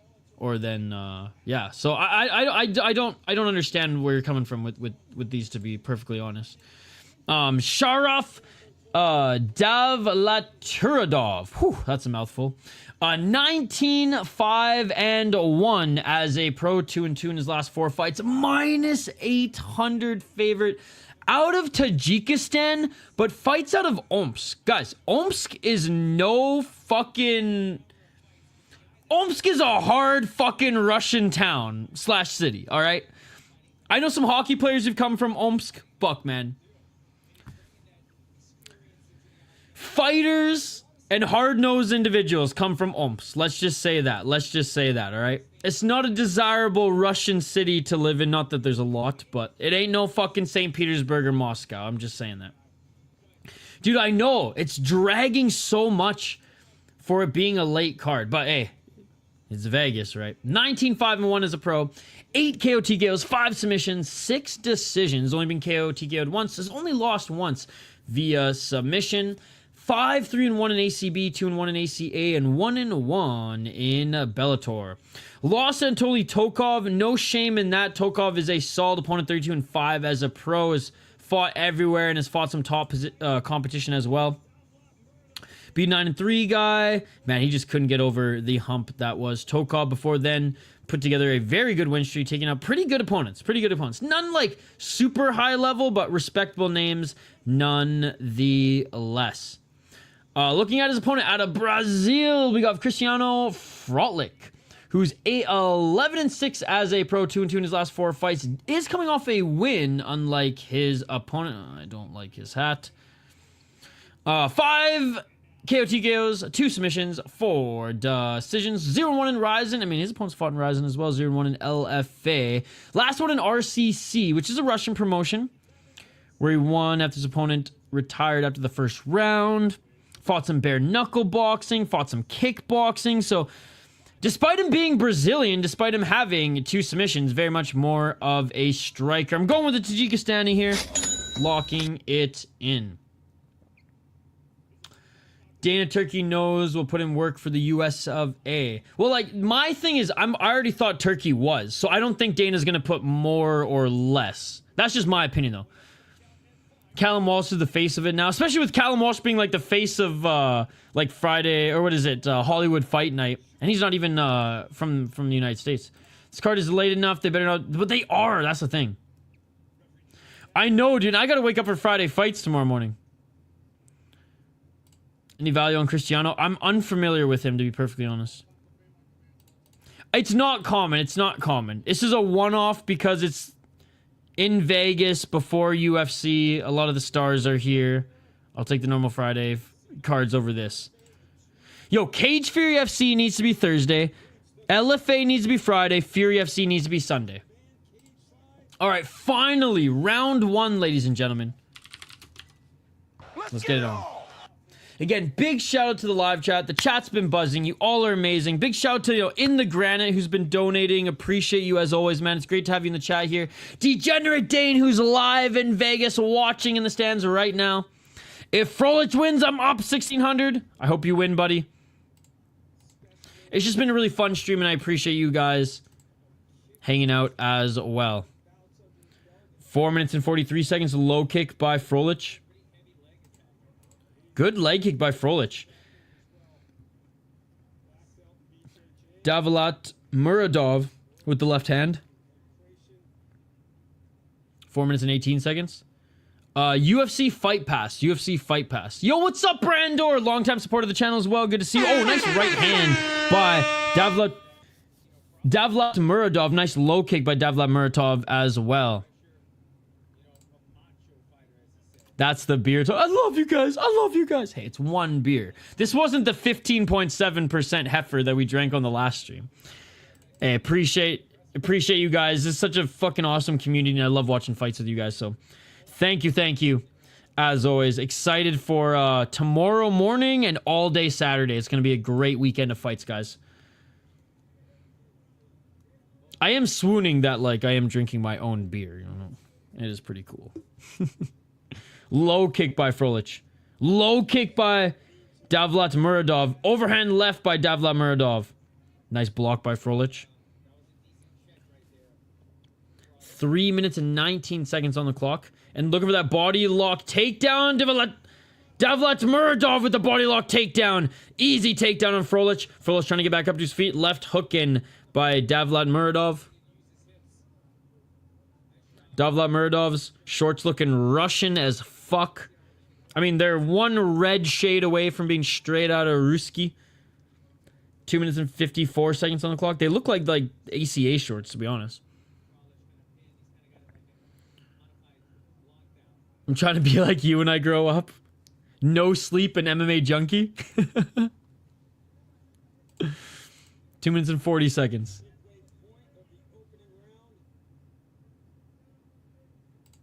Heffen Reffer, aka Head Rekas. 2 minutes and 26 seconds remain. Left elbow by Frohlich. Knees planted for both of these guys. Frohlich needs to bounce back up and at least get that right foot planted. 2 minutes and 13 seconds remaining. Bro, it's midnight for me. 1 a.m. Eastern.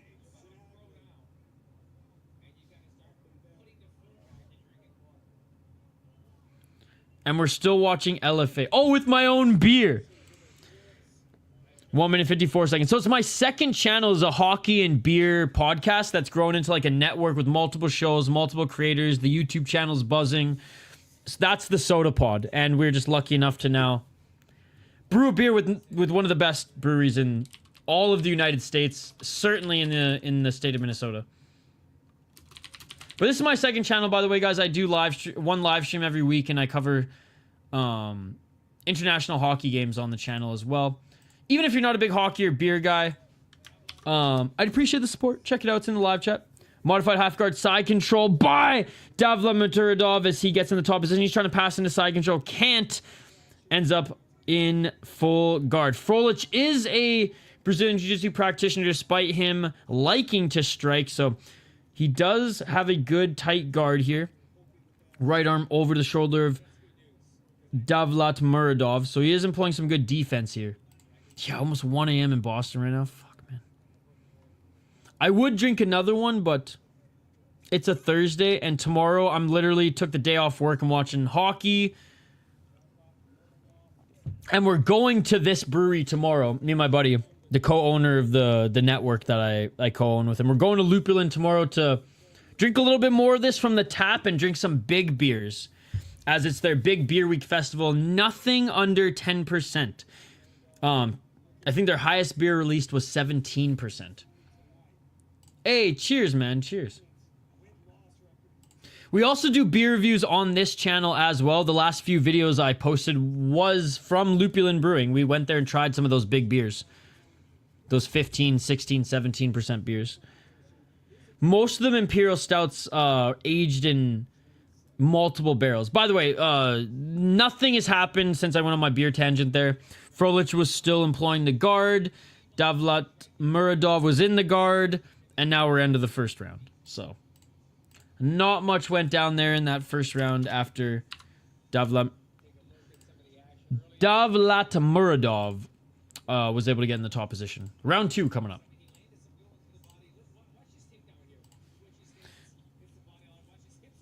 Oh, man, what a takedown. What a fucking takedown. Just picked him up and threw him down. Daniel Cormier would be proud. Show the fight for Jubilee! How are the fights? Honestly, Shane, it's been a very slow card. We've had one fight since you last... Or this is the first fight since you last left us. It's been a very slow card. Literally 0 ground and pound. I wonder if Jubilee's drinking some Tourney Flow right now.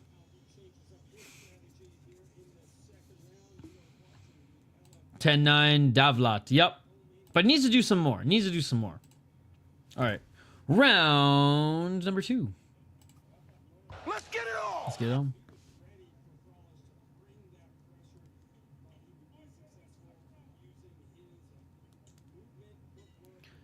Thoughts on Josh Hammer? Who's Josh Hammer? again.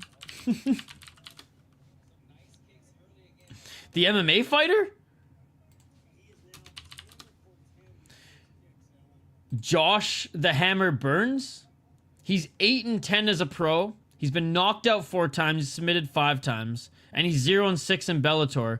And now he's on a 1, 2, 3, 4, 5, 6 fight losing streak in bare knuckle boxing. Not super high on him, Tommy Lee Jones.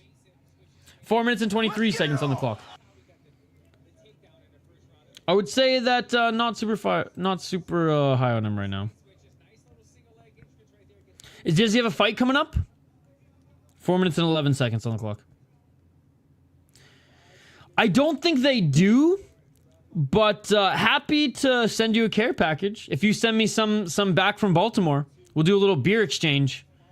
I'll send you one of the Tourney Flows and a few of my favorite Minnesota beers, and in exchange, send some beers from Baltimore. I'd be happy to do that, brother. Hit me up on Twitter, Instagram, or email. Email is on the About section of the channel. By the way, takedown by Davlatmurodov. He's in modified half guard side control.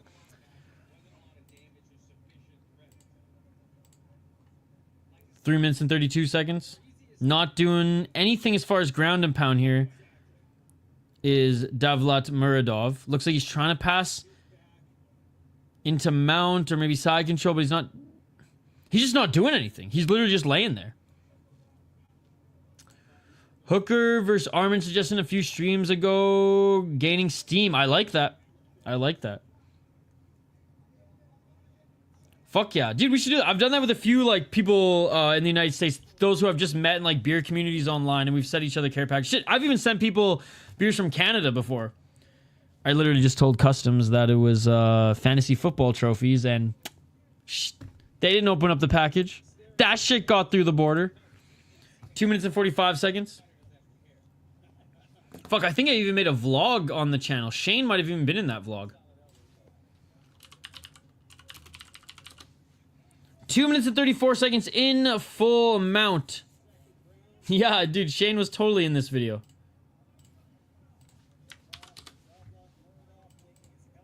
I think it's when I sent beers to the co-host of the soda pod, or my business partner of the soda pod. No, you can. Well, I mean, across the border, unless you want to declare it and pay a stupid amount of taxes on it, sure. Or you just wrap it in bubble wrap and say that it's freaking fantasy football trophies, and bing bang boom, don't got to pay anything extra on it. I remember that vlog. Let's go. I'm glad you watched it.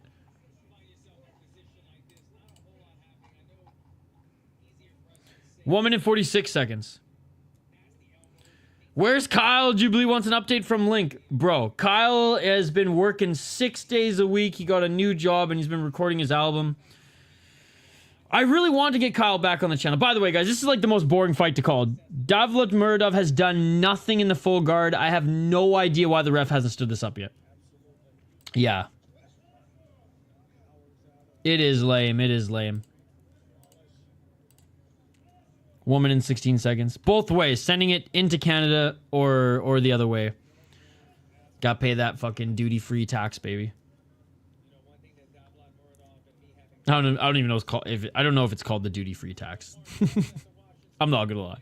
I don't know what the fuck it's called, but 57 seconds on the clock, and trying to reverse is Frohlich, and Frohlich almost able to get back up to his feet. He's got one knee planted, nice knee to the body by Davlatmurodov, and Frohlich back up to his feet. 44 seconds on the clock. Tried to go for a guillotine, ends up just falling on his back. Curtis Clark, I just got to make my way to freaking Wisconsin, and the next time you come to Minnesota. I know I missed you last time you were here, but definitely a beer on me, or we'll hit up some fucking dope food joint. I know some good wings and pizza joints here.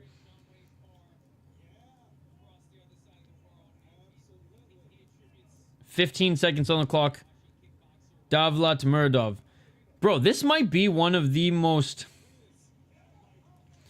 Wait, Beltran standing them up with 10 seconds left? I mean, I like that Beltran stood him up. I hope that Beltran will stand up Davlatmurodov. I fucked up his name again. more as this fight goes on. It took him until the end of the second round. 2018, Davlat with the snoozer. Yep.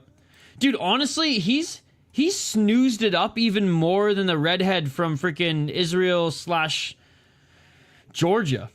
At least Stav Koren was going for submissions, man. This guy's not doing anything. He's not doing anything. Yeah, he's still winning this fight.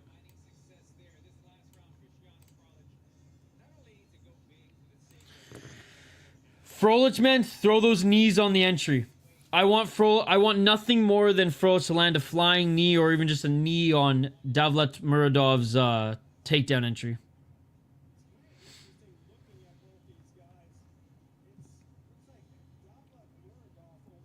All right, round 3, ladies and gentlemen. In this co-main event of the evening. God, let's hope the main event for the light heavyweight championship delivers more than this card, because this main card has not been a good one. Soares plus 120. Let's fucking go. I only gambled $25 to celebrate the new business. Let's go. Knee, uppercut, kick, anything. Yo, congratulations on the new business. I can't wait for the website to be launched so I can check it out and support you, my man. 4 minutes and 51 seconds on the clock. Third and final round. Straight left jab by Frohlich. Right and left by Davlatmurodov. Davlatmurodov eats a right. Counter right by Davlatmurodov. Frohlich to the left and right. Frohlich missing with the left hook. 4 minutes and 33 seconds. I have the under in the main event. Oh, thank God. Dude, it's midnight my time, and this isn't a Luke's card. 4 minutes and 19 seconds. Great job by Frohlich defending the takedown by Davlatmurodov. When I get my own place, I'll let you know in the granite.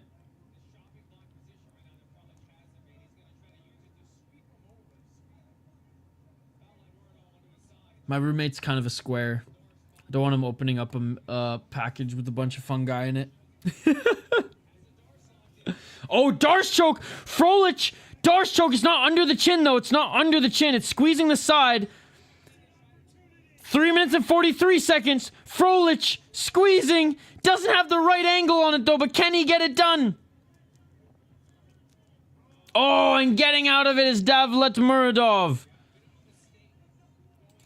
It was too much on the side, man. Davlatmurodov now modified half guard side control. But I can't wait to go up to the cabin in the summer, all uplifted in the granite. Biking some of the paths up there. Ninja choke, but got out. Do you believe in magic? Oh, that was the only exciting moment of this fight. Boo! Boo this man! Boo this man!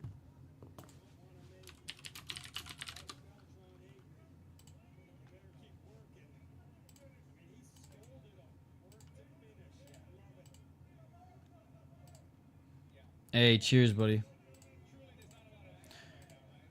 Dude, even the crowd's booing right now. Whoops.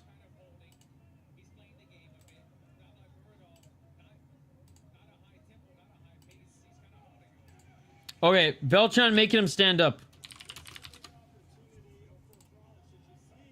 Move this man!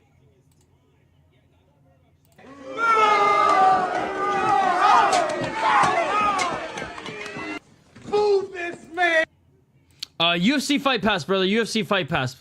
But honestly, this fight is horrendous. You don't even want to watch this. You don't even want to watch this one. You're doing yourself a favor not watching this one. But it's on UFC Fight Pass. Base Beltran. Saint ACA, take a point for Stalin. This one's a stinker. I'm not even mad my stream stopped. Honestly, Brandor, this has been one of just the worst LFA cards. Not necessarily for just like the fights, although the fights haven't really delivered either. But just like, it's just been such a slow pace as well. Davlatmurodov is winning, but by control time. It's really just him hanging out in the guard of Frohlich all 3 rounds. Dude, Matua! Unbelievable back take. Unbelievable back take to get the rear naked choke. Not really. She won via disqualification, but meh. 1 minute and 9 seconds on the clock. Beltran standing them up again. Shout out to Beltran. Davlatmurodov. Not doing anything here to try to finish this fight. Good to see you, Matua. How are you? Always a good night when Matua's in the live chat, ladies and gentlemen. And Davlatmurodov getting the takedown again, right back into full guard. Some young guy. It has been a while. It is great to see you.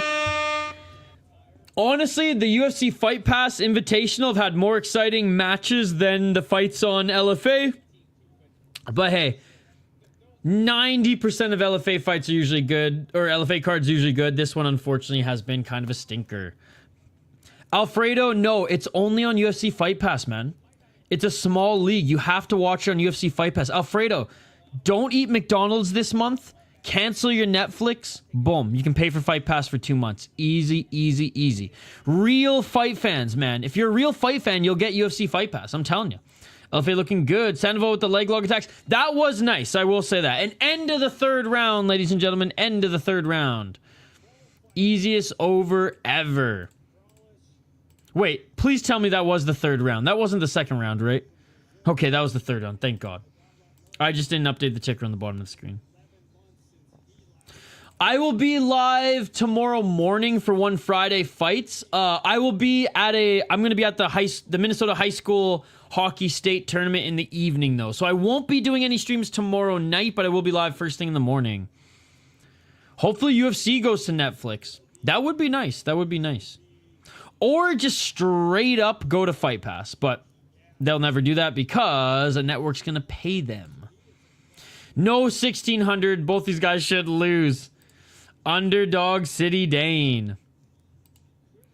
Yeah, unfortunate Dane. Degenerate Dane, by the way, is there live in the audience, and he is also in our live chat here. So shout out to Degenerate Dane.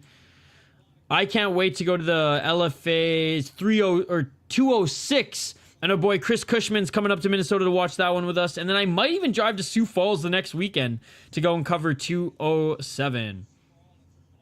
And the crowd goes mild. Frohlich just stinking up the pace. At least Frohlich tried to strike. At least he tried. No, there's a morning card as well, some young guy. There's 2 cards tomorrow. I'll be covering the one in the morning.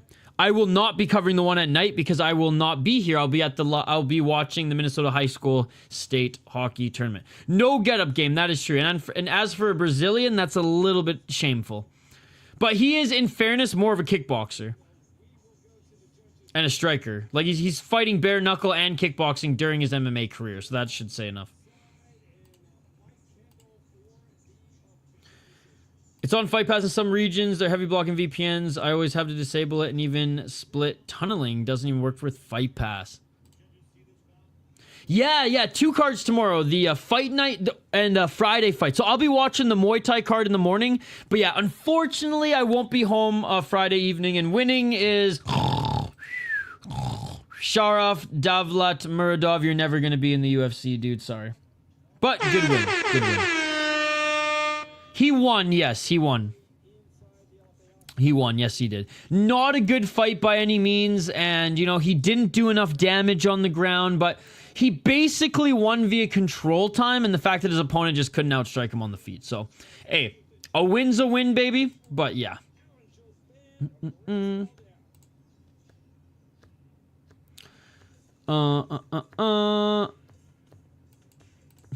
The 7-year-old is back in the live chat, ladies and gentlemen. Someone kicked this motherfucker. This troll-ass freaking Vince McMahon dick-sucking motherfucker. Sprinkled the underdog last fight, my only bet. Roman Dolidze in his corner. He did win. He did win. He won a unanimous decision. It's too late for you, Alex. It's too late. Too late. But I'm glad you found the channel upon Google search. That's pretty cool. That's pretty cool. That's pretty cool. All right, main event of the evening. I'm pretty sure I know who Alex is, by the way. Now, I just did some digging, so. I know who you are, motherfucker. I know who you are.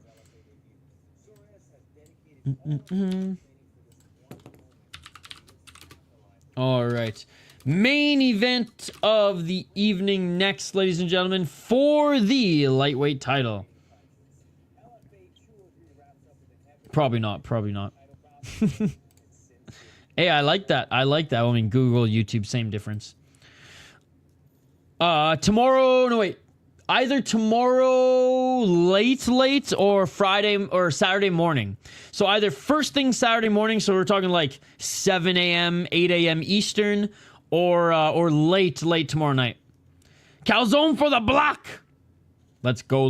Dude, I am going to eat. It's not hockey from home. It's not hockey from home.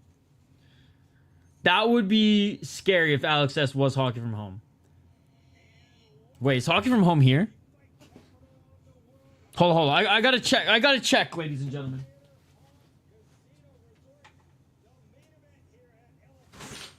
Okay, we're good. Whew. I was scared. Dude, imagine, holy fuck. Imagine I did that and hockey from home's face is just there. Sorry for the shit talk. I'ma still break in your house, though. I would shit myself on stream. I would. I really would. This fight better be good. Again, this isn't my house in the granite. When I move, I'll get the bars back on the window. I have a sponsor. Remember my last place? St. Paul Steel sponsored the channel and literally put bars on my window so that hockey from home wouldn't break in for free. No, but no, you're joking, but I'm being serious. I literally had a sponsor on my last, on this channel when I lived in my last place, because my roommates in the last place allowed me to install bars on the window. This place, they don't want that. And look, this is like I'm moving, hopefully, knock on wood, next month. But St. Paul Steel, dude, you can look them up. They're a real company. They didn't pay me cash money, but they installed steel bars on my window to keep hockey from home from breaking into my house. As long as I just gave them shout outs. My current roommates don't want St. Paul Steel to come in and install bars on their house that they just bought and finished renovating. So my next apartment, which I'm moving soon, I'm definitely getting that St. Paul Steel sponsorship back. Hell yeah, shout out to St. Paul Steel. I want to sponsor your channel end of the summer with businesses running. Hey, I would love that. And it would be an honor to have you as a sponsor. Did they just say pollo with a dead calf on the broadcast? I didn't hear it because I'm yapping away talking to you guys, but that would be hilarious. Why are they yapping right now? This main card has been 2 hours, bro. God, I hope not. I'll send you I need a Glock. All I got's a rifle, a bow and various arrows, and a crossbow, but the crossbow doesn't really work. It needs some repairing. The only gun you can buy at Cabela's in Canada without a license is a crossbow. So, as soon as I turned 18, I bought a crossbow from Cabela's out in Nanaimo. It was beautiful. But I got a rifle when I moved to the States, which was nice. Which, like, it's not actually that hard to get a rifle in Canada. It's harder to get anything more deadly. But that's a story for another day. 45 cal, I sleep well. Funny enough, I never brought many guns hunting. Or, sorry, not hunting. I never... Camping. I would bring more of my crossbow and bow. Because for me, if I was going to get eaten by a bear or a wolf, it's like, I kind of wanted to go out swinging. Or, like, more like a fucking champ. Either surviving or going out with, like, a crossbow or a bow versus, like, a handgun. Which is probably stupid. But, yeah. I brought a knife and bows when I went crazy camping in, like, bear country and shit, which I probably just should have brought a fucking gun at that point, but anyways. A couple of my friends, they're big boar hunters back on the island, which is pretty cool. Pollo with the dead calf. People forget, man. That's a game in Afghanistan. Pollo with the dead calf. Oh, that's a good one. That shit beautiful than a motherfucker.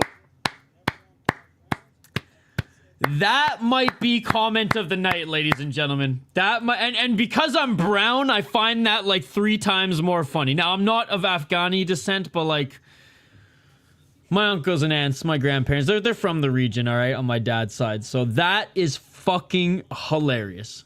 That is fucking hilarious.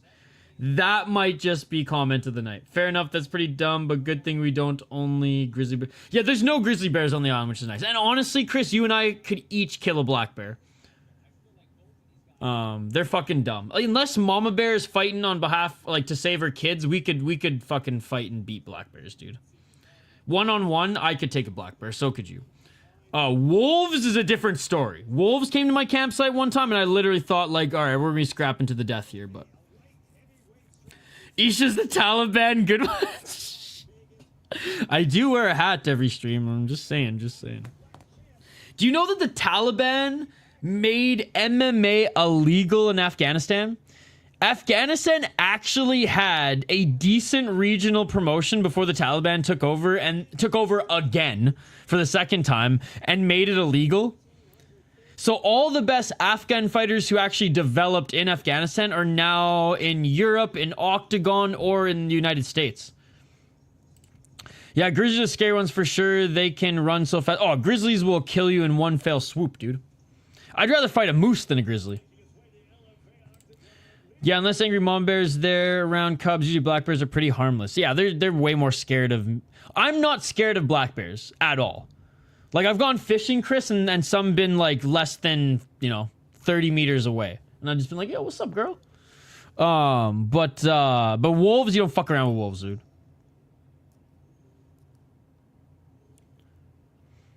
Grizzlies are killing machines.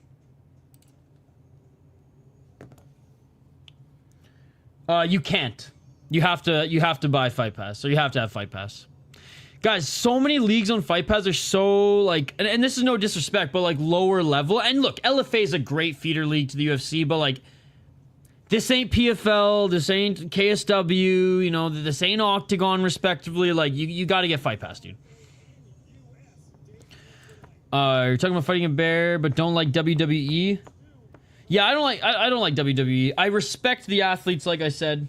But I like real fighting. So damn scary. How's it going, sis? Oh, sis, by the way, I'll send you something on Discord. There was a really good comment the other day, and it sucked you weren't here for it. But I saved it, and I even cropped it. One smack from a grizzly. Forget about it. Where'd he go? Where'd he go? Wait, was that you? Was that you? Were you fucking Alex S the whole time? Oh my god, you literally shaved a year off my life, sis. You literally shaved a year off my life. Alright. God damn it, god damn it. How's your night going, buddy? Good to see you. Sis, check it out. Check it out. How cool is that? Alright, let's get to this main event, which has taken forever, it seems like. Maybe just because it's a late card. I don't know. Leon Soares? Is that how you pronounce his name? Soares? Anyways. 9-2 as a pro. He is the underdog at plus 450. On a 3-fight win streak, 3-1 in his last 4 fights. 7 KO TKOs, 0 submissions, 2 decisions. His only 2 losses have come via submission. He went 3-0 in NP Fight. Never heard of that league. Has fought some kickboxing. God damn, man. His best opponent he beat was... Oh, Brenton Ribeiro he fought. Interesting. Fuck, man. The best opponent he fought was his best win was against a 27-20 guy. I don't like his chances. Hits hard. I mean, he's a light heavyweight. Looking at his opponent. The champion, right? This isn't the vacant belt, is it? No, okay, yeah. So he was the champion. All right, we'll just get into it here. I was gonna say this isn't vacant. He's the champ. He did lose it at one point though. 7-1 as a pro out of Kyrgyzstan. Uran Satybaldiev on a 2-fight win streak. So 6 KO TKOs, 0 submissions, 1 decision, 2-1 or 2-0 in LFA, 3-1 in Open Fighting Championship. So he won the title back against Bruno Assis in his last fight. Before then got a win against a 5-4 guy. Lost the belt to Vladimir Silverstov via split decision. Wait, this wasn't even the LFA belt. Okay, so this is his first defense. My bad, my bad. So he won the Open Fighting Championship, lost it to Vladimir, came over to LFA. My bad, guys. Won the belt. This is his first title defense. Sorry, I got confused. I thought he was the champion before. When was the last time he fought? I don't think we did this fight companion, but I remember. Yeah, it was a while ago. I was just going to say it was a while ago. So 2024. So yeah, a year ago. Wow. Okay, okay.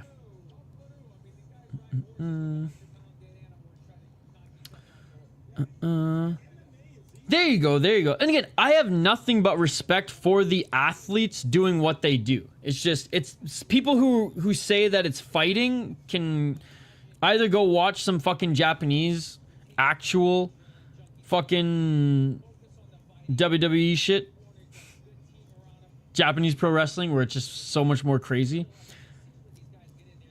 But anyways, when they stalk you from behind and make that baby noise is insanely terrifying.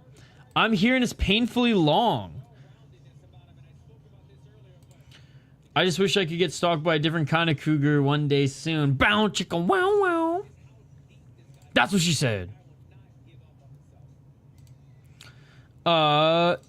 He was the guy who pulled out from the last year's contender. It's his fault that one fraud Brazilian who was 11-0 got in the UFC and got bonked by Turkish power dude. Right. That is right. That is right. Is he in Team Alpha Male guy? It doesn't say here, but it looked like actually, you know, Alpha Male has been recruiting a lot of Tajikistani and Kyrgyzstani guys. I don't understand what you guys are saying, but shout out to Kyrgyzstan. Let's go. I think he's gonna win. That is my pick. Locking it in.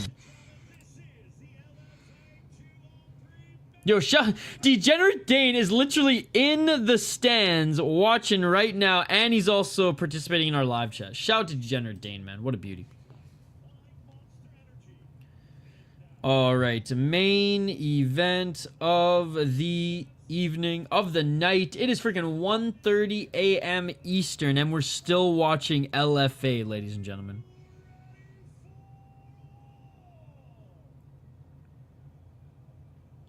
Crowd going crazy-ish. Dane's a legit hard... Dude, he really is, man. He really is.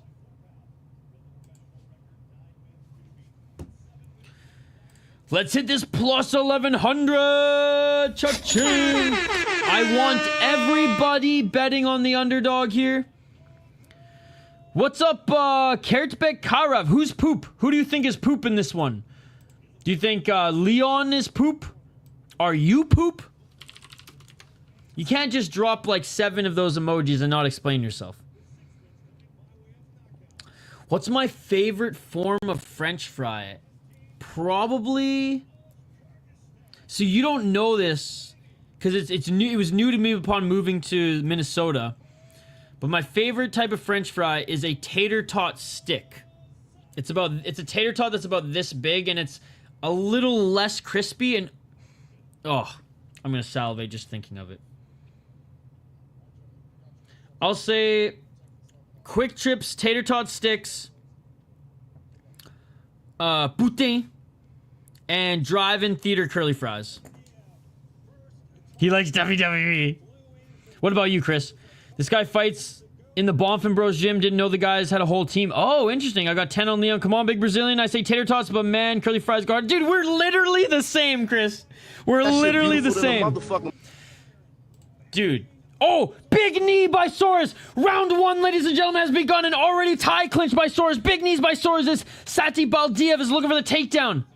I will. Tomorrow morning, I'm getting them. Tomorrow morning, I'm getting them. I will send you a picture 100%. My local Quick Trip always has them in the morning. Nice takedown by Satybaldiev. Top position, but Soares asked the mat back to the cage, controlling his neck. But some big right hands by Satybaldiev. Poo-tang. I like the Putang and the Poutine equally. 4 minutes and 18 seconds on the clock. Put some gravy on that shit, bitch. 4 minutes and 14 seconds. Trying to get into full mount here is Satybaldiev.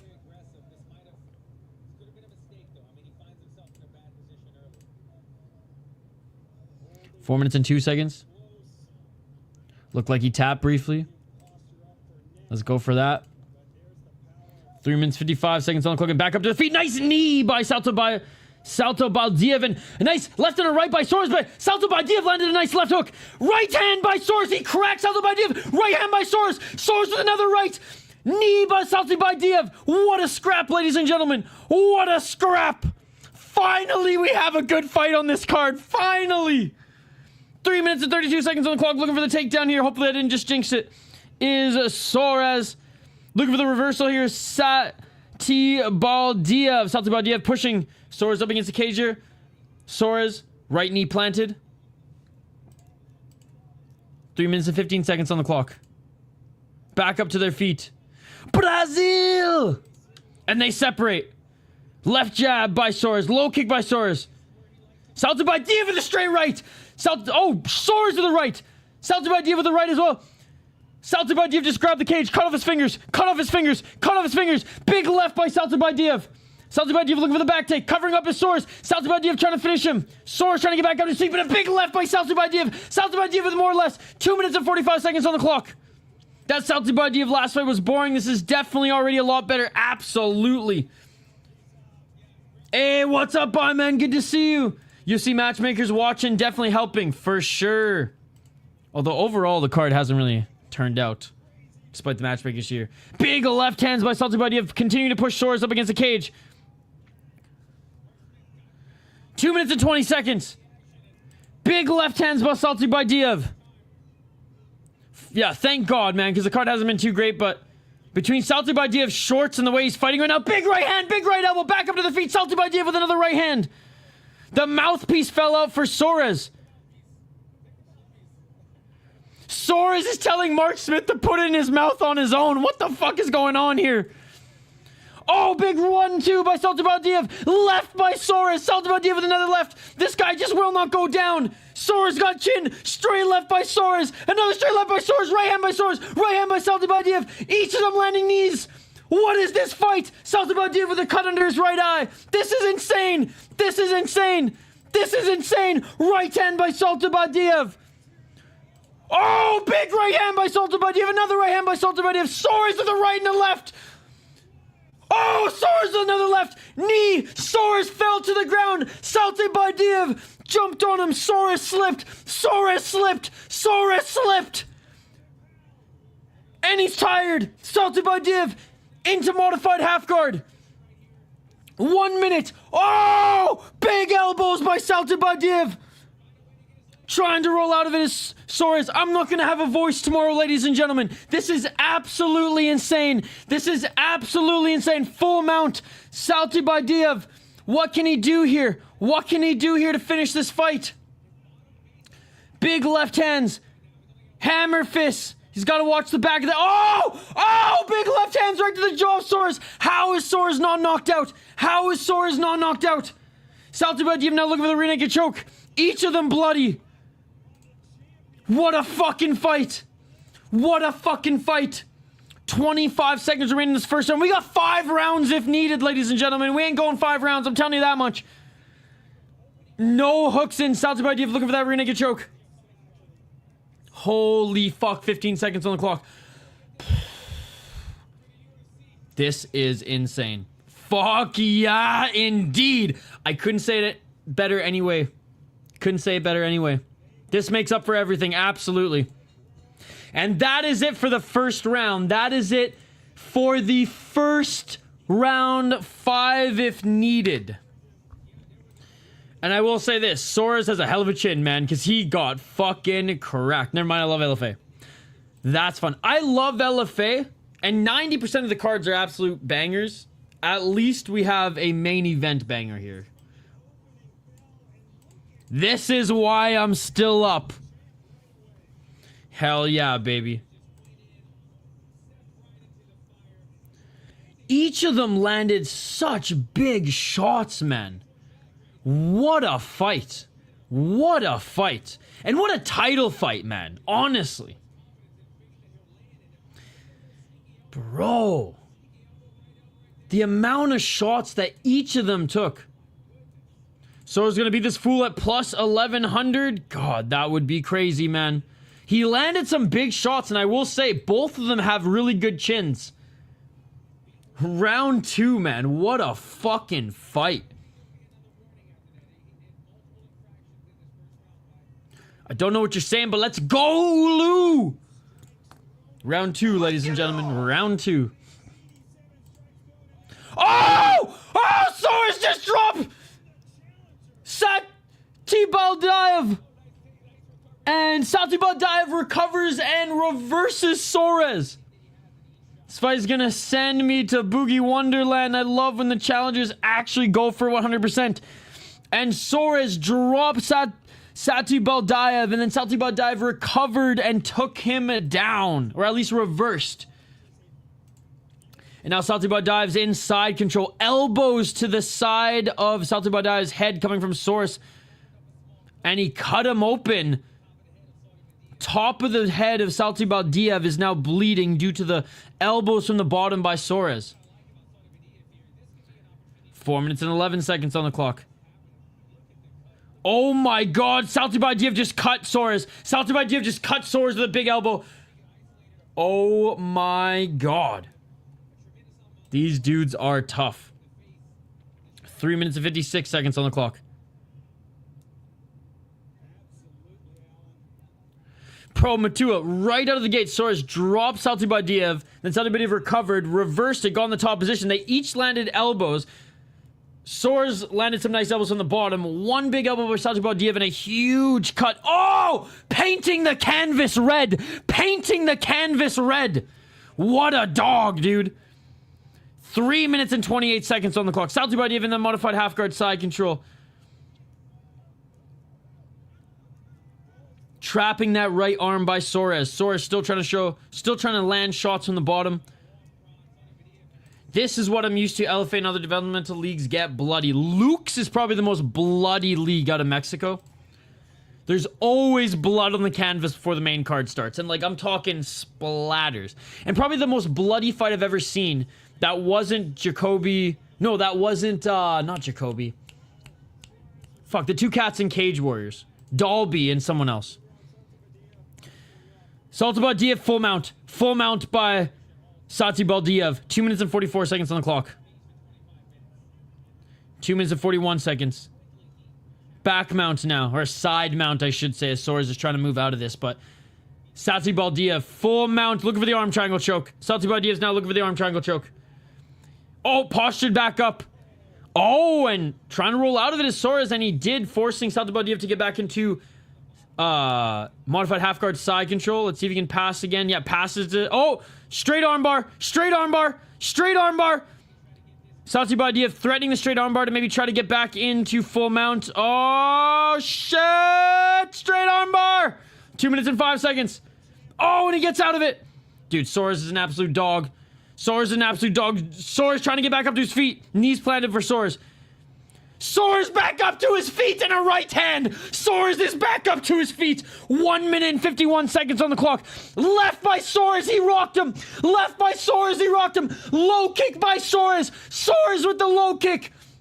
Soares with the straight left. Soares with another left.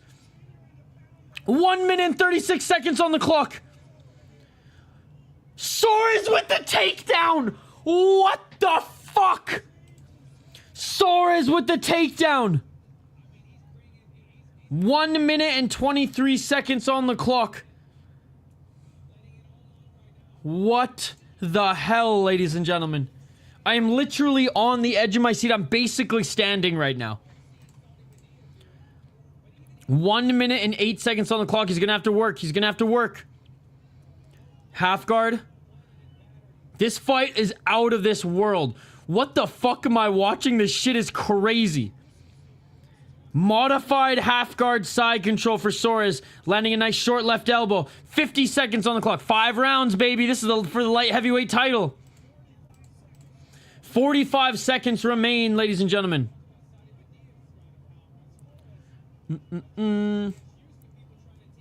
Joey's going for Soares. 31 seconds on the clock.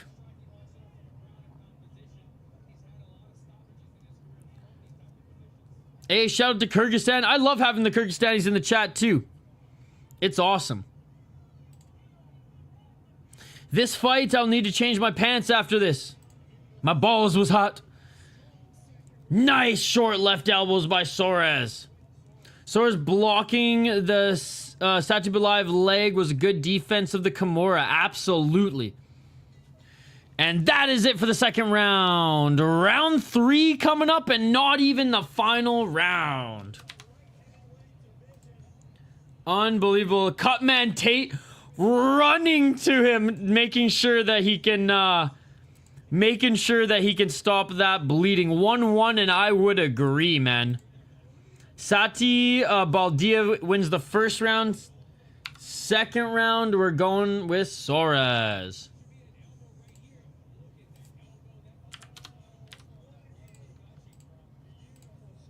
Round 3 coming up, guys. The champ looks dead tired. There's a string coming from Uran's glove. Is it a piece of tape? The champ is done. I go with Soares by unanimous decision. Making tater tot poutine for fight night. Ooh. I might have to do that as well, Chris Gray. I might have to do that as well. I fucking love tots, dude. Hey, Napoleon, give me some of your tots. Nah, man, get your own. Oh, idiot. Holy motherfucker, good job by Cutman Tate. Round 3. I think so too. I don't think this goes the distance. I really don't. I like Soares covering the mouth of Satybaldiev. Yep. Double left by Soares. Left by Soares. Knee by Soares. Soares in the tie clinch. 4 minutes and 41 seconds on the clock. Desperately going for the takedown of Satybaldiev, and he gets it. He gets it. It was a sloppy takedown. Soares ends up getting taken down. Napoleon Dynamite put tots on the map for me as a youngish. For some reason, my parents were just big tots people. So, like, we just had tots a lot. So, even before Napoleon Dynamite came out, me and my younger siblings were munching on them tots. McCain's, baby. I was alive when the smiley face tots came out. Just saying. When they first came out. But those ones suck. 4 minutes and 11 seconds on the clock. Smiley face tots and purple ketchup, man. Oh, the 90s. You monster.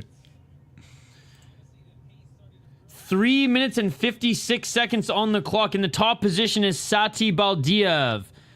Now getting into modified half guard, side control, trying to get a arm triangle choke. Good job by Soares rolling out of it. 3 minutes, 38 seconds. Bro, I thought this would be done by midnight. I haven't even had dinner yet, boys. I am starving. I had beer for dinner. Straight up. Bro, when it came out, green and purple came out at the same time. And my grandpa thought it was the fucking craziest thing. So he'd always buy it for us. 3 minutes and 18 seconds on the clock, which I didn't even like it. Nice pass into side control for Satybaldiev. 3 minutes on the clock. Soares, some good scrambles from the bottom. Satybaldiev, he's looking for that arm triangle choke, though. Soares trying to move to his right and get his knees planted, but great job by Satybaldiev. He's going to try to... He's going to go for the Kimura now. 2 minutes and 49 seconds on the clock. What a fight, ladies and gentlemen. Going for the Kimura. Or I guess this would be the key lock because it's reversed. Oh, it's all over! It is all over! Satybaldiev taps Leon Soares! What a fight! Standing ovation, ladies and gentlemen. Standing ovation. What a fight. What a fight. What a fight. I thought he was going to threaten the straight armbar again to try to get into mount. Wow.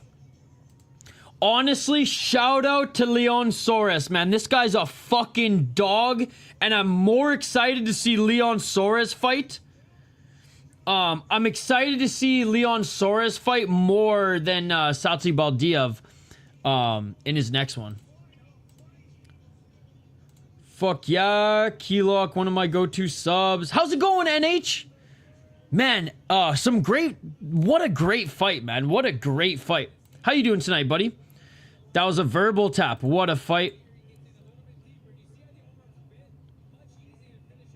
No, it wasn't a verbal tap. He tapped. He tapped. I just saw it. He tapped.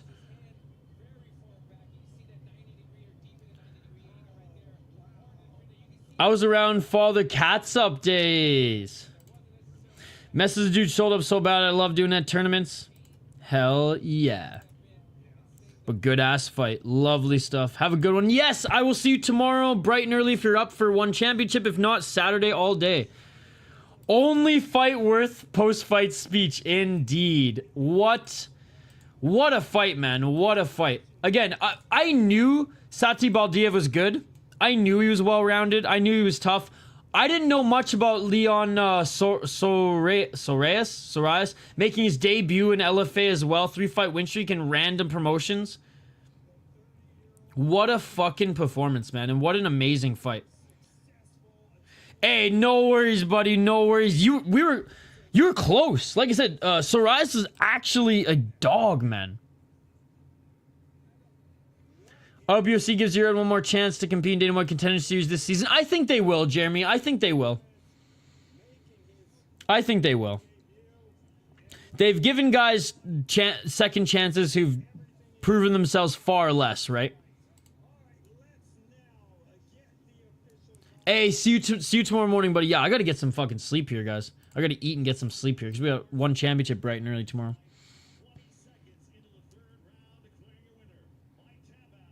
Bro, when the fuck is Daylight Savings Game? When can we start watching one at 7:30, not 6:30 a.m.? And still light heavyweight LFA world champion, defending it for the first time, is Uran Satybaldiev in one of the best, craziest, and back and forth LFA fights I've ever seen. Soares should go down a weight class. He was good. He was very good. Very good. Very impressed with his performance. What a man. The dopamine is just it's out of control right now. Spring ahead, end of April or May. God damn it. Fucking daylight savings, bro. Fucking daylight savings. All right, guys, I'm starving. It's time to make some dinner. I know it's a late dinner. It's more so. It's quite literally a midnight stack for me. LFA ending at 2 a.m. Eastern is a crime, ladies and gentlemen. But we got through it. The last fight was awesome. Thank you to everybody who tuned in for UFC Fight Pass Invitational. Thank you to everybody who tuned in for the LFA 203 main card. Tomorrow, ladies and gentlemen, we have one stream, and then I am away all day at the Minnesota High School Hockey State Tournament. Saturday, back the entire day. Let me bring up my schedule quickly here. More hat diversity. How awesome was that, Matua? How awesome was that? All right, so here's my schedule, guys. Here's my schedule. I'm hoping to do a couple late streams as well. Just depends how much gas I have left in the tank after like a whole day of streaming or a whole day of drinking beer and watching hockey. If this loads, let's see if it loads. Okay. So tomorrow, I'll do as much of this as possible. I might be able to do the whole card, but again, around noon, I'm out of here. Around 11 or noon, I'm out of here. And if I'm back, we'll either, depending on how much I've drank or how tired I am. If I'm back, there's some kickboxing at 2 a.m. There's some MMA at 2:30 a.m. So we'll see. We'll do a little bit of Octagon. We'll do most of KSW. We'll do all of UFC. And then if I can get a pay-per-view for under $50, then we'll do Pancrase. Their last pay-per-view was like $50 USD. And I'm sorry, I just can't pay for that. Their Blood series was only like 10, but their pay-per-view was like 50. But maybe we'll do some crossover. This one's only $10. This one's only $10. Anyways, that's it for me. You all are amazing. Thank you so much, Chance. Thank you so much, In the Granite, for the donations, guys. You seriously are amazing. Shout out to the Calzones, baby. In the Granite for the $6 or $8 donations from In the Granite in total. And Chance gifting a membership. Thank you guys so much. I'll be back tomorrow morning in a few hours. Literally less than 5 hours, I'll be live again. Do I even sleep? Fuck that. I'm not even gonna sleep. I'm not even gonna sleep. I'm gonna go for a run. I'm gonna make some coffee. Fuck sleep, dude. I'll see you guys at 1. I'm gonna still be awake. I ain't fucking going to bed. Smash that like button and subscribe. And we'll see you in a few hours. Peace. In the fiercest battle out of